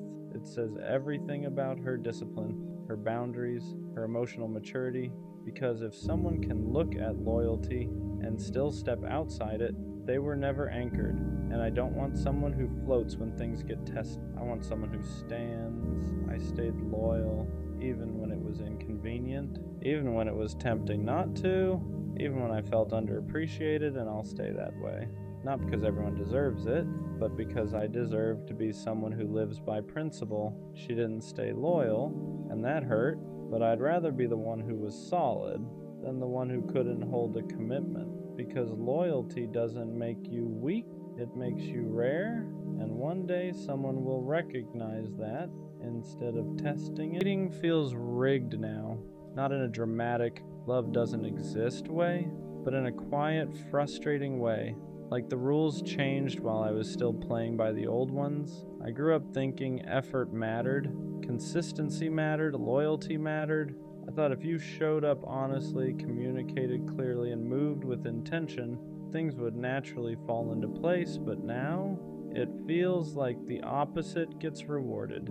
The emotionally unavailable ones get chased. The inconsistent ones get excused. The ones who barely text back somehow stay mysterious. And the ones who actually try, they're too available. It's like showing effort is unattractive now. Like caring too much is a flaw. And that messes with your head. Because I don't want to become someone who plays games. But it feels like the game is designed for people who do. Dating used to feel simple. You liked someone, you talked, you built something. Now it feels strategic. How long should I wait before replying? Should I seem busy? Should I hold back how much I like them? Should I act like I care less than I do? Why does authenticity feel like a disadvantage? It's exhausting because I don't want to calculate emotions. I don't want to pretend I'm less interested just to seem more attractive. But the moment you show real interest, there's this fear that you'll lose leverage. Leverage, that's what dating feels like now. Leverage. Who cares less? Who replies slower? who has more options, and I'm tired of that dynamic because love isn't supposed to feel like a power struggle. It's supposed to feel mutual. What really makes it feel rigged is this: the more healed you are, the harder it feels to connect. If you have boundaries, you're too strict. If you communicate clearly, you're too serious. If you move intentionally, you're moving too fast. But if you're emotionally distant, if you're inconsistent, if you keep people guessing, that's attractive, and I don't understand it because I worked on myself. I healed attachment issues. I learned to communicate instead of shutting down. I stopped chasing people who weren't sure about me, and somehow that made dating harder. It feels like emotional maturity is rare, and when it is rare, it's misunderstood. There's also the illusion of options. Social media makes it look like everyone is replaceable, like there's always someone better one swipe away. So instead of building through discomfort, people reset. Instead of communicating through confusion, people ghost. Instead of fixing, they upgrade. And that constant availability of more makes commitment feel fragile. Why work through something hard when you can just download someone new? It's a dangerous mindset because real connection isn't built in perfect conditions. It's built through friction, through patience, through staying, but staying feels outdated, and that's what makes it feel rigged. I think the hardest part is trying to stay authentic in a system that rewards detachment. I don't want to pretend I don't care. I don't want to act busy to seem important. I don't want to withhold affection to build mystery, but I also don't want to keep feeling like the only one showing up fully, because over time, you start wondering if you need to adapt, if you need to become colder, more distant, more unpredictable, and that's scary because I don't want dating to change my character. I don't want to start playing games just because everyone else is. Dating feels rigged because effort isn't always matched. You can show up consistently and still get replaced. You can communicate clearly and still get ghosted. You can be loyal and still get cheated on. And after enough of that, it starts to feel pointless. Like, what's the reward for doing it right? Where's the payoff for emotional maturity? But maybe that's the wrong perspective. Maybe dating isn't rigged, maybe it's filtering. Maybe the people who run from consistency are showing you they aren't built for it. Maybe the ones who disappear at the first sign of depth were never ready for it. And maybe the frustration is proof that you've outgrown surface level connections. Still, it's tiring. Tiring to reintroduce yourself, tiring to explain your intentions, tiring to build from scratch, tiring to stay optimistic when patterns repeat, because every time something doesn't work out, you question yourself. Am I too much, too intense, too available, too honest? And when those questions stack up, dating stops feeling exciting. It starts feeling like a test you didn't study for. But here's something I'm starting to realize. The right person won't make dating feel like strategy. They won't reward detachment. They won't require you to care less to keep them interested. They won't need games to stay engaged. With the right person, effort won't feel like a disadvantage. It'll feel matched. And maybe that's rare, but rare doesn't mean impossible. It just means selective. Dating feels rigged when you're trying to build something real in a culture that normalizes temporary. But I refuse to downgrade my standards just to fit in. I refuse to act uninterested just to attract interest. I refuse to pretend I don't want something meaningful, because I do, and I'd rather struggle finding something real than succeed at something shallow. Dating feels rigged, but maybe it's only rigged for people who want depth, because depth requires patience, it requires alignment, it requires two people who are equally ready, and that combination isn't common. So maybe it's not rigged, maybe it's just rare, and rare takes time. I won't become colder just to win. I won't play detached just to feel chosen. I'll stay intentional, even if it means slower, because the right connection won't reward games, it'll reward honesty. And when that happens, dating won't feel rigged anymore. It'll finally feel aligned. I saw her with him, the same guy she told me not to worry about. And in that moment, everything made sense. Not slowly, not over time, instantly. because all those times I felt something was off, all those moments I told myself I was overthinking, all those gut feelings I tried to ignore, they weren't wrong. I just didn't want them to be true. At first I just stood there, not reacting, not moving, because there's something about seeing it with your own eyes that hits different than just thinking about it. It's not a guess anymore, it's not a feeling, it's real. And in that moment, everything I tried to deny became clear. I remembered every time she said, "He's just a friend. You don't have to worry about him. It's nothing like that." And I believed her, not because I was naive, but because I trusted her. And that's what made it hurt more, not just seeing them together, but realizing I defended something that was already falling apart.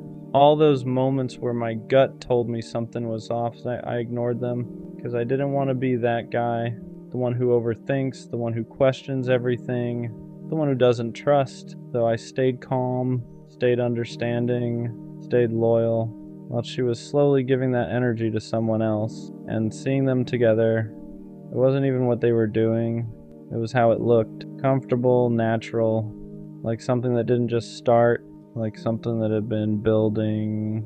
While I was still trying to hold on to what we had, that's when it really hit me. I wasn't replaced overnight. I was replaced slowly, quietly, while I was still there. And that realization hurts in a different way, because it makes you feel like you were the only one still in it, while she was already somewhere else. For a second I wanted to confront her, ask questions, get answers, but then I realized something. I already had my answer right in front of me. No explanation could change what I just saw. And the truth is, it wasn't even about him. It was about what she chose. Because anyone can come into someone's life, but it takes a decision to give them the space that used to be yours. And she made that decision without saying it. That moment closed something in me, not out of anger, not out of hate, just clarity. Because now there was nothing left to question, nothing left to figure out. Everything I needed to understand, I was right there. I saw her with the guy she told me not to worry about. And yeah, that hurt. But it also did something else. It removed the last bit of doubt I had, because now I know this for sure. When something feels off, it usually is. And next time, I won't ignore that feeling just to keep something going. Because the truth will always show itself, eventually. I don't think I was ever her first choice. Not really. At the time I thought I was. She talked to me every day. She laughed at my jokes. She told me things she said she didn't tell anyone else. And when someone gives you that kind of attention, it's easy to believe you're the person they truly want. So I believed it. I believed that when she said she cared, she meant it. I believed that when she chose to spend time with me, it meant I mattered. I believed that whatever we were building was real. But looking back now, there were small signs I ignored. Little moments where something didn't fully add up. Times where she seemed unsure about us. Times where her attention felt divided. Times where it felt like she was still searching for something, even while she was with me. At the time, I brushed those moments off. Because when you care about someone, you don't want to believe you're just an option. You want to believe you're the decision. So I stayed patient. I stayed loyal. I kept showing up the same way every day. But the truth is, when someone sees you as their first choice, you don't feel uncertain about it. You don't feel like you're competing with invisible possibilities. You don't feel like their attention could shift at any moment. Being someone's first choice feels stable. It feels clear. And what we had wasn't always clear. There were moments where it felt strong, but there were also moments where it felt like I was trying harder to keep the connection alive. Like I was the one holding the weight of something she wasn't fully sure about, and I didn't want to admit that to myself because nobody wants to believe they're someone's second option. But eventually the truth shows itself, not through words, through choices. And one day, her choices made something very clear. I wasn't the person she truly wanted, I was the person she stayed with until someone else felt like a better direction. And that realization hurts in a way that's hard to explain, because it doesn't just break your heart, it makes you question every moment that came before it. Once the idea entered my head that I might not have been her first choice, it was impossible to ignore, because suddenly memories started looking different. Moments that once felt normal started carrying a different meaning. I remembered the times she hesitated when talking about the future, the times she seemed distracted when we were together, the times where her energy felt slightly distant, even though she was right there in front of me. Back then, I didn't question it too much. When you care about someone, you naturally assume the best about them. You assume the connection is mutual. You assume the effort you're putting in is being matched emotionally. But sometimes the truth sits quietly in the background while we convince ourselves everything is fine. And that's what it felt like when I started replaying those memories. Like the signs were always there, but I didn't want to see them. Because nobody wants to believe they're the backup plan. Nobody wants to believe they're the person someone stays with while they're still figuring out what they really want. But when someone truly sees you as their first choice, things feel different. There's clarity. There's certainty. You don't constantly feel like you have to prove why you deserve to be there. You don't feel like their attention might shift if the right opportunity appears. But with her, there were moments where I felt that uncertainty, and I kept pushing it away because admitting it would have meant admitting something painful, that maybe she cared about me, but not in the way I cared about her. And that's a difficult thing to face, because it means the connection wasn't equal. One person was fully invested, the other person was still deciding. And when one person is deciding while the other person is committed, the balance is already off.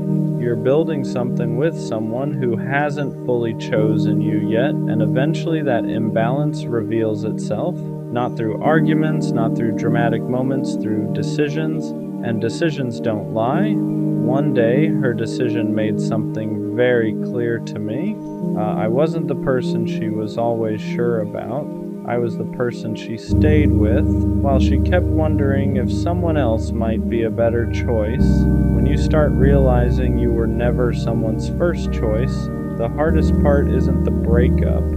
It's the realization that you were trying to win a place in someone's life that was never fully yours. Because when someone truly chooses you, you don't feel like you're competing with invisible options. You don't feel like their attention could disappear the moment something new shows up. You don't feel like you constantly have to prove why you deserve to be there. But with her, that feeling existed sometimes, not all the time, just enough to quietly sit in the back of my mind.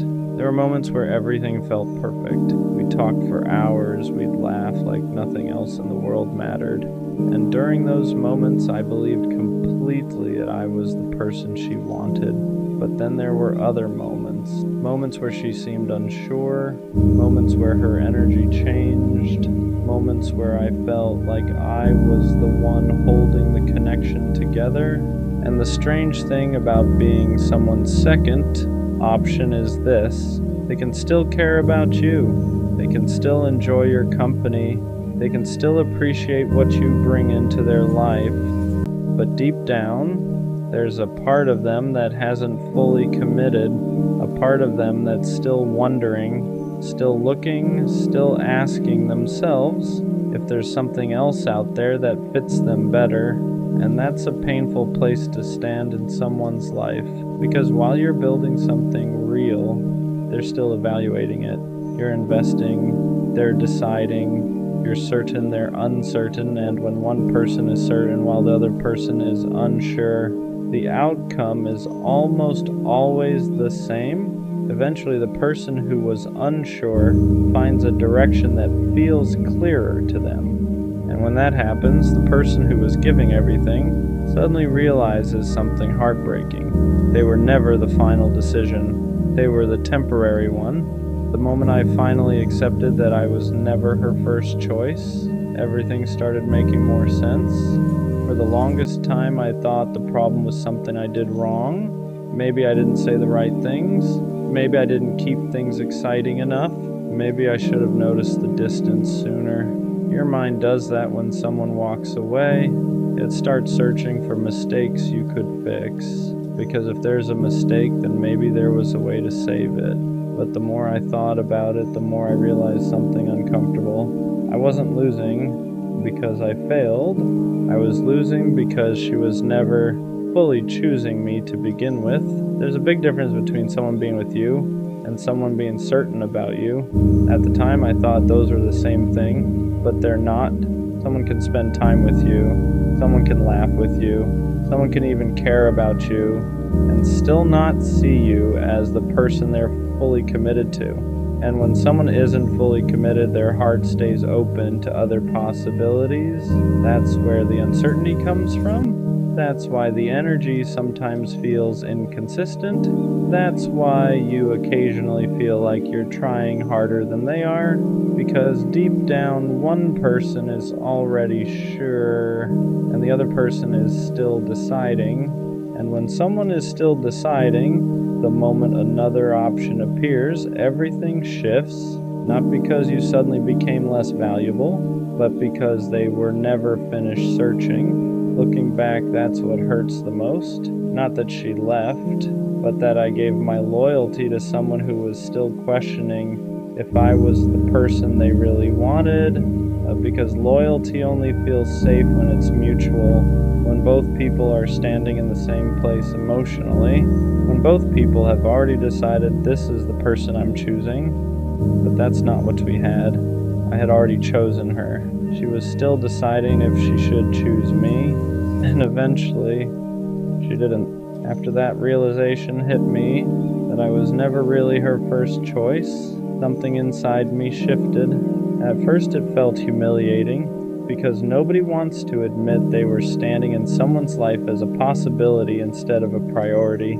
You start thinking about all the effort you gave, all the time you invested, all the patience you showed, all the loyalty you carried for someone who wasn't standing on the same level of certainty. And the painful part is this: while I was building something solid in my mind, she was still deciding whether she wanted to stay.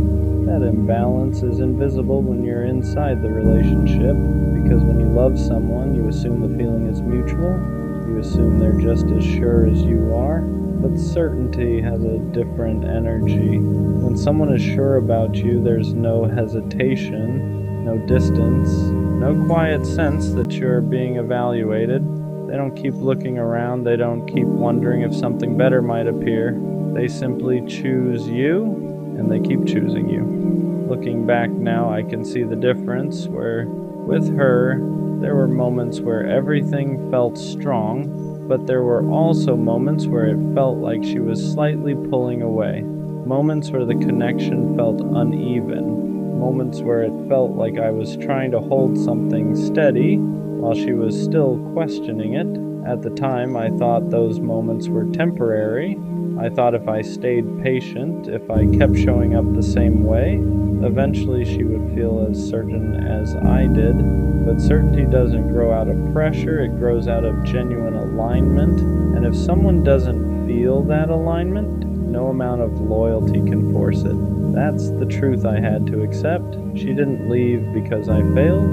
She left because she was never completely convinced that I was the person she wanted to build her future with. And that realization hurts in a very specific way, because it makes you feel like you were standing in someone's life waiting to be chosen, while they were quietly considering someone else.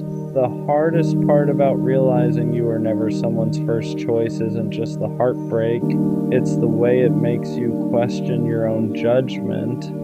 Because when you look back, you start wondering how you didn't see it sooner, how you didn't notice the hesitation, how you didn't recognize the moments where her energy didn't fully match yours. But the truth is, when you care about someone, you don't analyze them like a stranger. You trust them, you take their words seriously, you assume the connection means the same thing to them as it does to you. So when she said she cared, I believed her. When she spent time with me, I thought it meant I was important to her. When we talked about things that felt personal, I thought that meant we were building something real, and maybe in her own way she did care. But caring about someone and being certain about them are two completely different things. Someone can care about you and still not see you as their future. Someone can enjoy being with you while still wondering if someone else might feel more right. And when someone is still wondering, you end up standing in a very fragile place in their life, because the moment something new appears, something that feels more exciting, more aligned, or simply different, their uncertainty starts leaning in a new direction. And that's what eventually happened. She didn't suddenly stop liking me. She just found someone she felt more sure about. And the moment that happened, everything changed. The attention shifted, the conversations faded, the connection that once felt strong suddenly felt like it was slipping through my hands. And in that moment, I finally understood something I had been avoiding. I wasn't losing my place in her life. I was losing the position I never truly had. I wasn't the person she had fully chosen. I was the person she stayed with while she was still deciding. Once I accepted that I was never her first choice, another realization started settling in. I wasn't just hurt because she left. I was hurt because of what it revealed about the entire relationship. Because when you think someone chose you, you build your whole mindset around that belief. You become loyal, you become patient, you invest your time and your emotions because you believe the other person is standing in the same place as you. But when you realize they weren't, it changes how you see everything that happened before. I started noticing the imbalance more clearly. The moments where I adjusted my schedule to make time for her. The moments where I tried to fix problems because I thought the relationship mattered equally to both of us. The moments where I stayed calm and patient during times she felt distant. I thought I was protecting something meaningful, but now I understand something I didn't see then. I was protecting a relationship that she was still questioning, and when one person is protecting something while the other person is still deciding if they even want it, the outcome is almost inevitable, because eventually the person who's unsure finds something that feels more certain. And when that happens, the person who was investing everything suddenly realizes something painful. They were standing in someone's life waiting to be chosen by someone who had never fully chosen them in the first place. That's a difficult truth to accept, because it forces you to admit that the relationship meant more to you than it did to them. It forces you to admit that while you were building something in your mind, they were still exploring their options, and that realization hits your pride in a way that's hard to describe. Not because you hate the other person, but because it makes you question your own judgment. It makes you wonder how you didn't see the difference between being valued and being temporarily convenient. But over time, I started understanding something important. Being someone's first choice isn't something you should have to fight to become. It isn't something you should have to prove you deserve. When someone truly sees you as their first choice, it feels clear, it feels stable. You don't spend your time wondering if someone else might replace you, because they've already decided where they stand. And with her, that decision was never fully made, not in the way I thought it was. After enough time passed, the pain of realizing I was never her first choice slowly started turning into something else. Clarity, because once the emotions settle down, you begin seeing the relationship without the illusion you had while you were inside it. When I was with her, I kept thinking that if I just stayed loyal enough, patient enough, supportive enough, eventually she would see that I was the right person. I thought certainty was something that would grow over time. But real certainty doesn't need to be convinced, it doesn't need to be proven. When someone truly sees you as their first choice, they don't hesitate. They don't keep looking around. They don't treat you like a possibility they're still evaluating. They choose you, and that choice feels obvious. Looking back, I realized I spent a lot of time trying to earn a position that should have been natural. trying harder, showing more patience, giving more understanding whenever things felt off, and at the time I thought that effort meant I was being strong, but now I understand something I didn't see before. You shouldn't have to fight to become someone's first choice. If someone truly values you, you won't feel like you're constantly proving your worth. You won't feel like your place in their life is temporary. You won't feel like their attention could shift the moment something new appears with the right person. That kind of uncertainty doesn't exist, and realizing that changed the way I looked at the whole situation, because for a long time I thought losing her meant I lost something important, but the truth is I lost a position that was never fully secure to begin with. I was trying to build a future with someone who had never fully decided that I was the person they wanted to build it with. And once you see that clearly, the pain starts losing its power, because you realize something important. You didn't lose someone who was fully committed to you. You lost someone who was still searching. Once I finally accepted that I was never her first choice, something unexpected happened. The story in my head started changing. For a long time, I looked at the situation like I had lost something valuable, like someone had taken my place, like I had somehow been replaced by someone better. But when you step back from the emotion and really look at the situation, you start realizing something different. I wasn't replaced, I was simply standing in a place that was never fully mine. Because when someone truly sees you as their first choice, there isn't a long period of hesitation. There isn't a constant feeling that something might change. There isn't a quiet sense that they're still evaluating their options. When someone knows they want you, the energy feels different. It feels stable, it feels certain. You don't spend your time wondering where you stand. You already know. And the truth is, with her, I never fully had that certainty. There were moments where it felt strong, moments where the connection felt real, but there were also moments where something felt slightly off, moments where I felt like I was trying harder to hold things together, moments where it felt like she was still deciding how much of herself she wanted to give. At the time, I ignored those feelings, because when you love someone, you want to believe the connection is mutual, you want to believe the effort is balanced, but effort and certainty are two different things. Someone can enjoy what you give them while still being unsure if you're the person they truly want. And when someone is unsure, their heart is still open to other possibilities. That's what eventually happened. She didn't suddenly stop caring about me. She simply found someone she felt more certain about. And once that certainty appeared, my place in her life disappeared. At first, that realization felt humiliating, but over time it started feeling like clarity, because it reminded me of something important. You shouldn't have to fight to become someone's first choice. If someone truly values you, that position is obvious. Looking back now, the hardest part about realizing I was never her first choice wasn't the breakup, it was the lesson. Because it forced me to understand something about relationships that I didn't fully grasp before. Love isn't just about how much you care about someone. It's about whether that care is equally returned. You can be loyal, you can be patient, you can give someone your time, your attention, and your effort.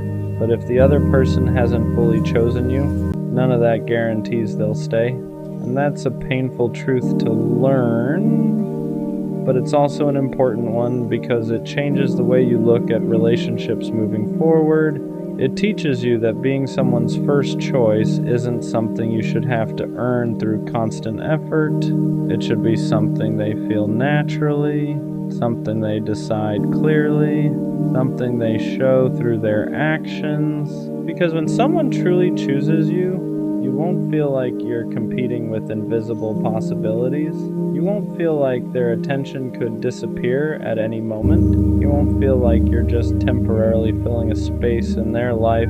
You'll feel secure, you'll feel valued, you'll feel chosen, and that's the kind of connection everyone deserves. For a long time I thought realizing I was never her first choice meant I had lost something important, but now I see it differently. What I actually lost was a situation where I was giving my loyalty to someone who had never fully decided they wanted it, and losing that isn't a failure, it's a redirection. Because one day I'll meet someone who doesn't hesitate, someone who doesn't keep looking for alternatives, someone who doesn't treat my presence like something temporary, someone who chooses me without needing time to decide. And when that happens, the difference will be obvious. Because for the first time, I won't feel like I'm trying to become someone's first choice.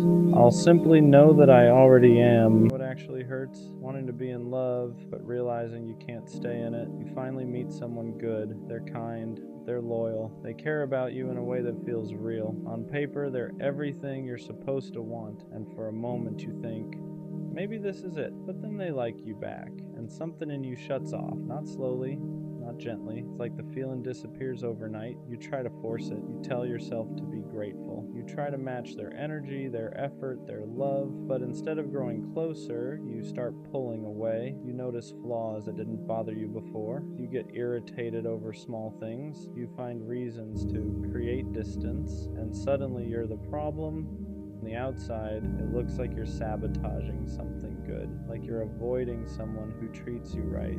But inside it feels worse than that. It feels suffocating, because even when you try to stay, it feels like you're trapped in something you can't feel the way you're supposed to. The messed up part, you still care. Somewhere deep down you don't want to hurt them. You don't want to be cold.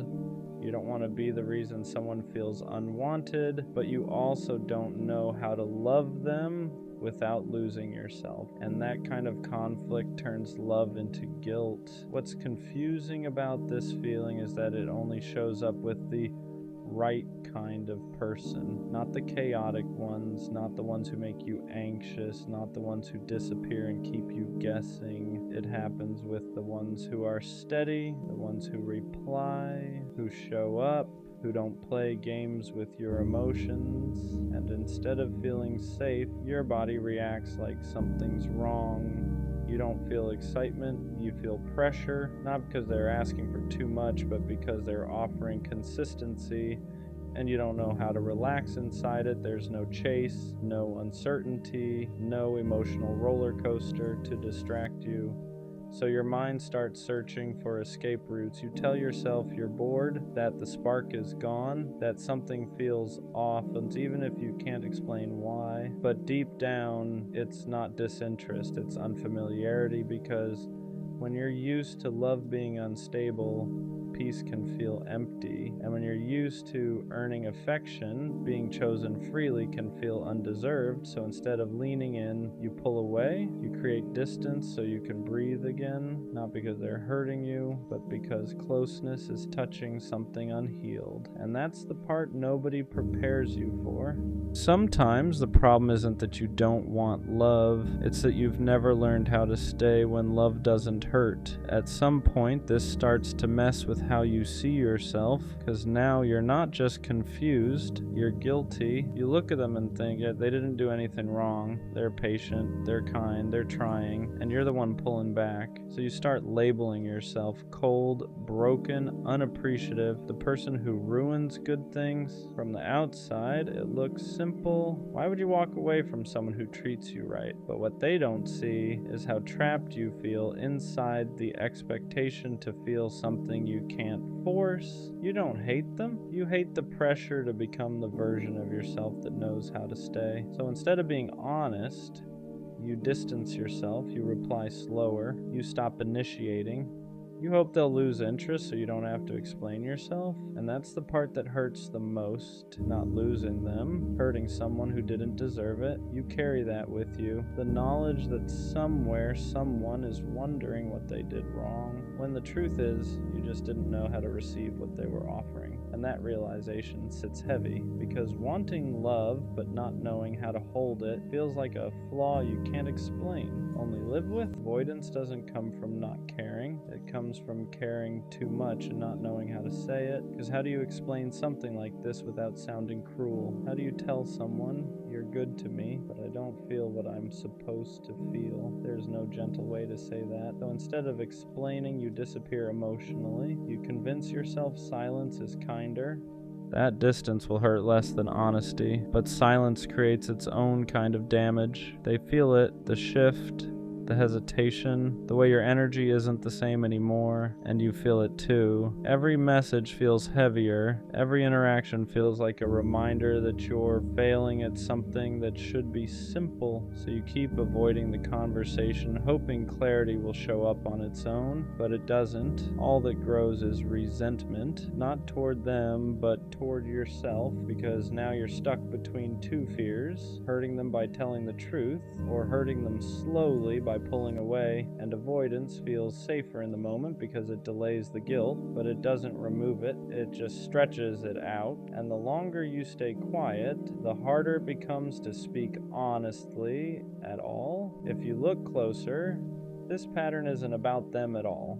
It's about what closeness brings up in you, because real healthy affection doesn't distract you from yourself. It brings you face to face with things you buried, old fears, old wounds, old beliefs about what love costs. When someone is consistent, there's nowhere to hide. You can't blame mixed signals, you can't blame distance, you can't blame uncertainty. All that's left is you, and the part of you that learned early on that love comes with pressure. Pressure to be enough, pressure to stay, pressure to not mess it up. So your system does what it learned to do best. It pulls away before it can fail. Avoidance isn't rejection, it's self-protection. You're not running from them, you're running from the version of yourself that feels exposed when someone chooses you fully, because being wanted means being seen. And being seen means being vulnerable in ways you never learned were safe. So your mind flips the switch, you call it disinterest, you call it boredom, you call it not feeling it, but underneath all of that is fear, not of losing them, but of losing control. Eventually a realization starts to creep in. This isn't about love failing, it's about healing that hasn't happened yet. Because when someone offers you something real, it presses on the places you never finished healing, not because they're doing anything wrong, but because closeness exposes what avoidance kept quiet. Love asks questions you've been dodging. It asks you to be present. It asks you to trust consistency. It asks you to stay when things feel uncomfortable instead of dramatic. And if your past taught you that love comes with loss, your body reacts before your mind can explain it.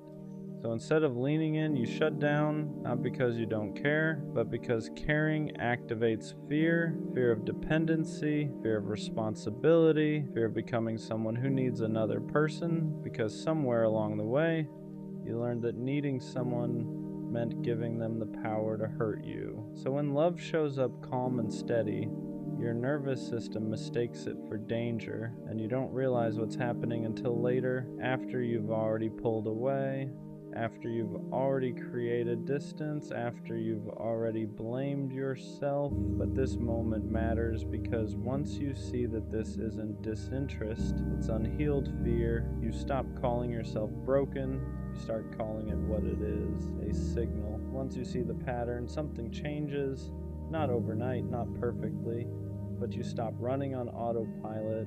You start noticing the moment your body wants to pull away, the urge to detach, the instinct to create distance the second things feel real, and instead of obeying it immediately, you pause. You ask yourself, am I actually uninterested, or am I uncomfortable? That question alone changes everything, because discomfort isn't a red flag, it's a signal. It tells you something important is happening, something unfamiliar, something that requires presence instead of escape. So instead of disappearing, you stay a little longer, you don't force feelings, you don't fake certainty, you just allow yourself to exist inside the discomfort without punishing it. You start choosing honesty over avoidance, not brutal honesty, gentle honesty. I'm confused, I'm scared, I don't know what I'm feeling yet. And for the first time, connection doesn't feel like a trap, it feels like practice. Practice staying, practice communicating, practice letting someone see you without immediately taking that away. You realize something important here. You don't have to feel everything at once. You don't have to be sure. You just have to stop abandoning yourself the moment love asks you to be present. At the end of all this, you start to understand something clearly. Love was never the problem. Fear was. Fear was the thing turning care into pressure. Fear was the thing making peace feel boring. Fear was the thing convincing you that pulling away was safer than staying. When fear stops leading, love feels different. It's quieter, slower, less dramatic. It doesn't hit like chaos. It doesn't demand certainty right away. It doesn't make you feel trapped. It gives you space to exist without disappearing. Real love doesn't ask you to force feelings.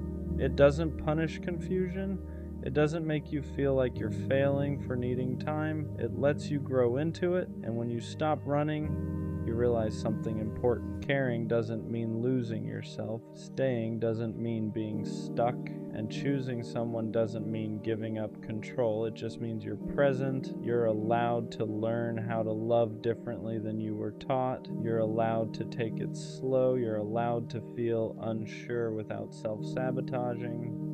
And most of all, you're allowed to stop hating yourself for struggling with something you were never shown how to do safely, because the moment love stops being about fear is the moment it finally starts feeling. No, hopeless romantic sounds naive to some people, like it means you don't understand how the world works, but that's not true. A hopeless romantic isn't someone who ignores reality. It's someone who sees it clearly and still chooses love anyway. It's knowing how badly love can hurt and still believing it's worth it. I don't believe in love because I think it's easy. I believe in it because I know how rare it is when it's real. Being a hopeless romantic means you don't just want someone, you want connection. You want the kind of love where attention doesn't wander, where effort isn't forced, where choosing each other feels natural, not strategic. You want late night talks that don't feel rushed, silence that feels comfortable, inside jokes no one else understands. You want to build a world with one person and let the rest fade into the background. And yeah, you know the risk. You know love can leave scars. You know it can change you. You know it can take pieces of you that don't come back the same. But being a hopeless romantic means you'd rather feel deeply than live safely. You don't want love that's casual. You don't want to act detached. You don't want to pretend you wouldn't be devastated to lose someone you care about. You want to care. You want to choose someone fully and mean it. No exits, no backups, no pretending you're less invested than you are. And that's what makes it hard sometimes, because the world rewards indifference. It praises being unbothered. It treats emotional distance like maturity. So when you show up soft, present, intentional, people call you too much, but you're not too much. You're just not built for shallow love. A hopeless romantic doesn't love this way because they're weak. They love this way because they're brave enough to risk being hurt for something that actually matters. You're not chasing a fantasy. You're chasing alignment, the kind of love that feels steady, not chaotic, intense but safe, deep but mutual. And even if it takes longer, even if you have to wait, even if you get hurt along the way, you don't regret loving like this, because a life without love feels smaller than a life with heartbreak. So no, you won't grow out of it. You won't harden. You won't stop wanting something real. You're a hopeless romantic because you refuse to let the world convince you that love should be shallow, casual, or disposable. And one day, someone will meet you in that same place. They won't laugh at your softness. They won't flinch at your depth. They won't ask you to tone it down. They'll recognize it, and that's when you'll realize you were never hopeless. You were just holding out for something worth believing in. Being a hopeless romantic doesn't mean you believe love will save you. It means you believe it's worth showing up for. It means you don't enter connections casually. You don't date out of boredom. You don't give your heart halfway just to say you tried. When you love, you mean it. You pay attention. You remember small things. You imagine futures without realizing you're doing it. Not because you're delusional, but because that's how your mind works. You see potential where others see risk, and you know that scares people. Some people love with limits, with conditions, with an exit already planned. You don't. You love with the intention to stay if it's right. That's why breakups hit you harder. That's why disappointment lingers longer. That's why you take time to heal. Because when you commit emotionally, you don't do it lightly. People tell you to protect your heart, to be less invested, to stop giving so much, but they don't understand. Loving deeply isn't something you can switch off. It's how you experience the world. You feel things fully. Music hits harder, memories stick longer, connection means more. And yes, that makes life heavier sometimes, but it also makes it meaningful. You don't want love that feels replaceable. You don't want someone who treats you like an option among many. You want to be chosen the same way you choose, intentionally, fully, without hesitation. And until that exists, you'd rather be alone than half present in something shallow. That's the part people miss. A hopeless romantic isn't desperate for love, they're selective. They'd rather wait than cheapen the way they love just to fit in. So when you say you're a hopeless romantic, what you really mean is, you still believe connection matters, you still believe loyalty is rare, you still believe love should feel like home, not like a negotiation. And even after heartbreak, after disappointment, after learning how badly love can hurt, you don't shut down, you slow down, you heal, you keep your heart intact, because the world already has enough people who don't care. What it doesn't have enough of are people willing to love honestly without pretending it's easy. And that's not weakness, that's conviction. Being a hopeless romantic isn't about expecting perfection. It's about refusing to treat love like something disposable. It's knowing that connection is rare and not watering it down just to seem unaffected. You don't fall for people easily, but when you do, it's intentional. You don't love out of loneliness, you love out of recognition. There's a moment where you see someone, not just who they are, but who they could be with you, and something in you locks in, not obsession, not fantasy, commitment, and that's where people misunderstand you.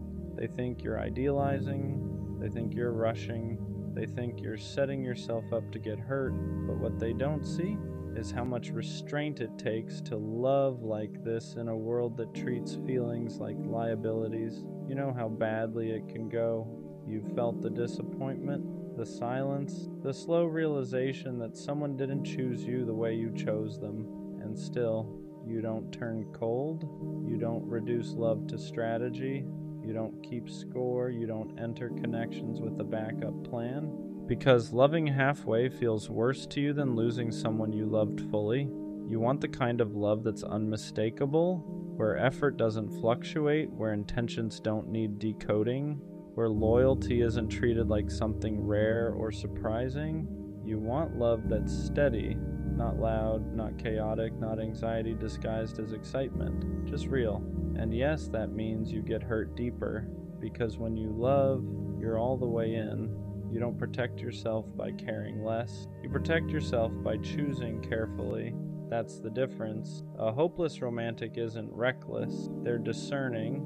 They'd rather be alone than share space with someone who makes them feel like they're asking for too much just by wanting honesty, effort, and presence. And if that means waiting longer, so be it. Because you're not waiting for attention. You're waiting for alignment. For someone who doesn't flinch at your depth, who doesn't joke about your softness, who doesn't need you to tone it down to make things easier. Someone who sees the way you love and says, good, I do too. So no, you won't stop being a hopeless romantic, not because you haven't learned, but because you've learned exactly what it costs, and you've decided it's still worth it. Being a hopeless romantic means you don't know how to love a little. You either feel it or you don't. And when you feel it, it changes the way you move. You start noticing the small things, the way someone texts you when they're busy, the way they remember what you said weeks ago, the way they look at you when you're not trying, and you don't call that doing too much, you call that real. But the world tries to train that out of you. It tells you to be chill. to act like you don't care, to keep your feelings locked up until someone earns them. So you try to play that role, you try to be distant, try to be casual, try to treat love like it's just another thing, and it never works because that's not who you are. You don't want a connection where you're constantly guessing. You don't want to be with someone who makes loyalty feel rare. You don't want a love that only shows up when it's convenient. You want the kind of love that feels chosen, not maybe, not we'll see, not I'm not sure, chosen. And sometimes that's what makes it lonely, because you keep meeting people who like the attention but don't respect the intention. People who love the way you make them feel but don't want to carry the responsibility of caring back, so you end up doing the hardest thing for someone like you. You walk away, not because you stopped loving, but because you finally realized love shouldn't require you to beg for consistency. A hopeless romantic doesn't stay where they're confused. They don't keep giving their heart to someone who treats it like something optional. They'd rather be alone than feel lonely next to someone, and that's not weakness, that's standards. Because if you love deeply, you have to protect that depth, not by becoming cold, but by becoming honest about what you need, and what you need is simple: presence, effort, loyalty, clarity. The kind of love that doesn't make you question yourself for wanting something real. What hurts the most as a hopeless romantic isn't rejection. It's realizing someone enjoyed being loved by you, but never intended to love you the same way. They liked the attention, the consistency, the way you showed up without hesitation, but when it came time to match that energy, to choose you with the same certainty, they hesitated, and that hesitation sticks with you because you don't love casually, you don't give pieces of yourself without meaning to. So when someone accepts your love without offering clarity in return, it feels like betrayal, even if they never promised anything. That's the quiet pain of being a hopeless romantic. You assume people love the way you do, with intention, with follow-through, with the understanding that feelings carry weight, and when they don't, you start questioning yourself. Am I asking for too much? Am I moving too fast? Am I wrong for wanting something solid? But the truth is, you weren't wrong. You were just loving someone who didn't have the same capacity. Some people like being cared for more than they like caring back. They want the benefits of your depth without the responsibility of meeting it, and learning that forces you to grow. Not by loving less, but by loving smarter. You start paying attention to actions, to consistency, to whether someone shows up when it's easy and when it's inconvenient. You stop pouring into people who only give when it suits them, not because you've become colder, but because you've learned your heart isn't something everyone deserves access to. Being a hopeless romantic doesn't mean you accept crumbs. It means you believe in love enough to walk away when it's not being returned honestly. And that's the part people don't see. Your softness comes with strength, your depth comes with discernment, because loving deeply also means knowing when to stop. Being a hopeless romantic means waiting doesn't scare you, settling does. You've seen what happens when people accept love that's almost right. They grow quieter, they grow distant, they start convincing themselves that good enough is enough, and you know that could never be you. You don't want a relationship that slowly drains you. You don't want love that feels like compromise from the very beginning. So you wait, not because you think you're better than anyone else, but because you know yourself. You know how deeply you attach, how fully you commit, how once your heart is in, it doesn't wander. And you also know what happens when that kind of heart ends up in the wrong hands. It gets taken for granted, it gets tested, it gets stretched until it starts hurting more than it should. So patience becomes protection. You don't rush intimacy. You don't force connection. You let people show you who they are before you give them access to who you are. That's not fear. That's wisdom earned the hard way. Some days the waiting feels heavy. You watch people pair off quickly. You hear about relationships that just happened. You wonder if maybe you're overthinking things, but deep down you know the truth. You're not waiting for attention. You're waiting for alignment, for someone who doesn't flinch when things get real, Who doesn't pull back when feelings deepen? Who doesn't treat commitment like a loss of freedom? You want someone who stays present, who chooses you clearly, who doesn't make you question whether you're asking for too much. Because to you, love isn't supposed to feel confusing. It's supposed to feel steady. And until that exists, being alone is still better than being half-loved. That's the quiet strength of being a hopeless romantic. You don't chase, you don't beg, you don't lower your standards just to say you're not alone. You wait, not because you're hopeless, but because you believe the right love won't require you to betray yourself. People like you feel things more intensely, not because you're dramatic, but because you're present. When something matters to you, it doesn't sit quietly in the background, it moves through you, it stays with you. Love doesn't just pass through your life, it marks it. That's why moments linger longer, why memories feel heavier, why connections don't fade easily once they've mattered. And people tell you that's a problem. They say you should care less, detach quicker, move on faster. But they don't understand what intensity really is. Intensity isn't chaos, it isn't instability, it isn't losing control. It's depth. It's the ability to feel joy fully and grief honestly, to experience connection without numbing yourself just to make it easier. You don't skim life, you dive into it. And that's why love feels different to you than it does to most people. You don't forget easily, you don't replace people quickly, you don't treat connection like something interchangeable. When you love, it's intentional. That's why heartbreak hits harder. Because you didn't hold back, you didn't love with conditions, you didn't prepare an exit in advance, you showed up honestly. And while that hurts more in the moment, it also means something important. Nothing about your love was fake. You don't look back wondering if you tried hard enough, if you cared enough, if you were too guarded. You know you gave what you had, and that kind of certainty matters. Intensity becomes a problem only when it's given to the wrong people. With the right person, your depth won't feel overwhelming, it'll feel grounding.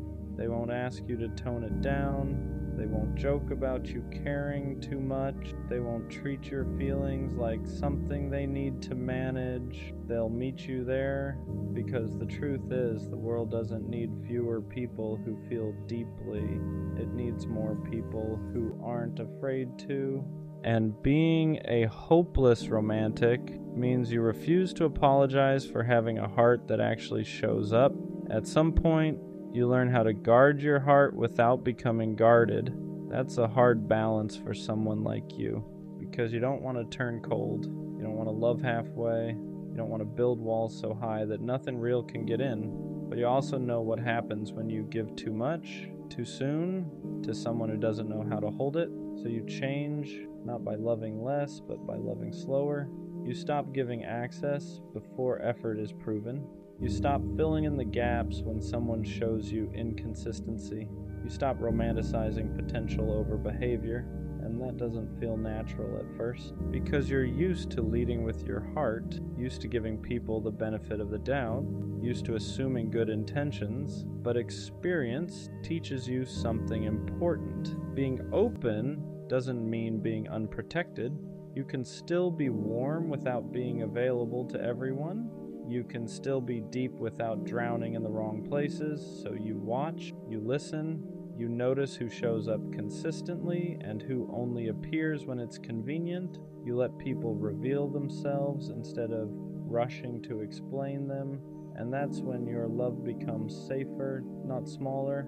You're still a hopeless romantic. You still believe in connection. You still want that kind of love where effort feels mutual and presence feels natural.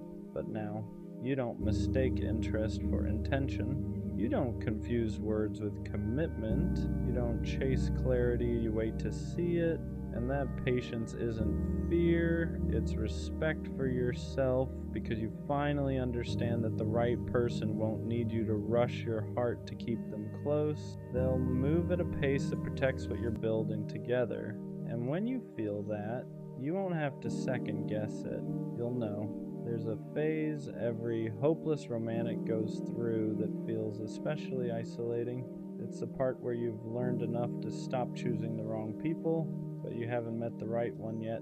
So you're not heartbroken anymore. You're not chasing. You're not settling. You're just alone, and people don't understand that version of you. They assume you've become distant, that you've lost interest, that you've changed, but really you've just stopped forcing connection where it doesn't fit. You're not closed off, you're selective, you're not cold, you're careful. You've reached a place where surface level attention doesn't move you anymore. Small talk feels hollow, inconsistent effort feels loud, mixed signals feel exhausting, so you walk away sooner, you disengage faster, you don't explain yourself as much, and that can feel lonely because now you're surrounded by people but not met by anyone. You want depth, you want presence, you want someone who doesn't flinch when emotions enter the room, and until that shows up, nothing else feels worth your heart. This is usually the point where people tell you to lower your standards, to be more flexible, to give someone a chance, but they don't understand what it costs you to love the wrong person. They don't feel the aftermath the way you do, the way it lingers, the way it reshapes you, so you hold your ground, even when it feels quiet, even when it feels like you're the only one still believing in something deeper, because you know this loneliness is different from the loneliness you felt before. Before, you were lonely because you were giving your heart to people who couldn't hold it. Now you're lonely because you're protecting it, and that difference matters. This space isn't empty. It's the space right before alignment. The moment right before someone finally sees the way you love and doesn't ask you to soften it.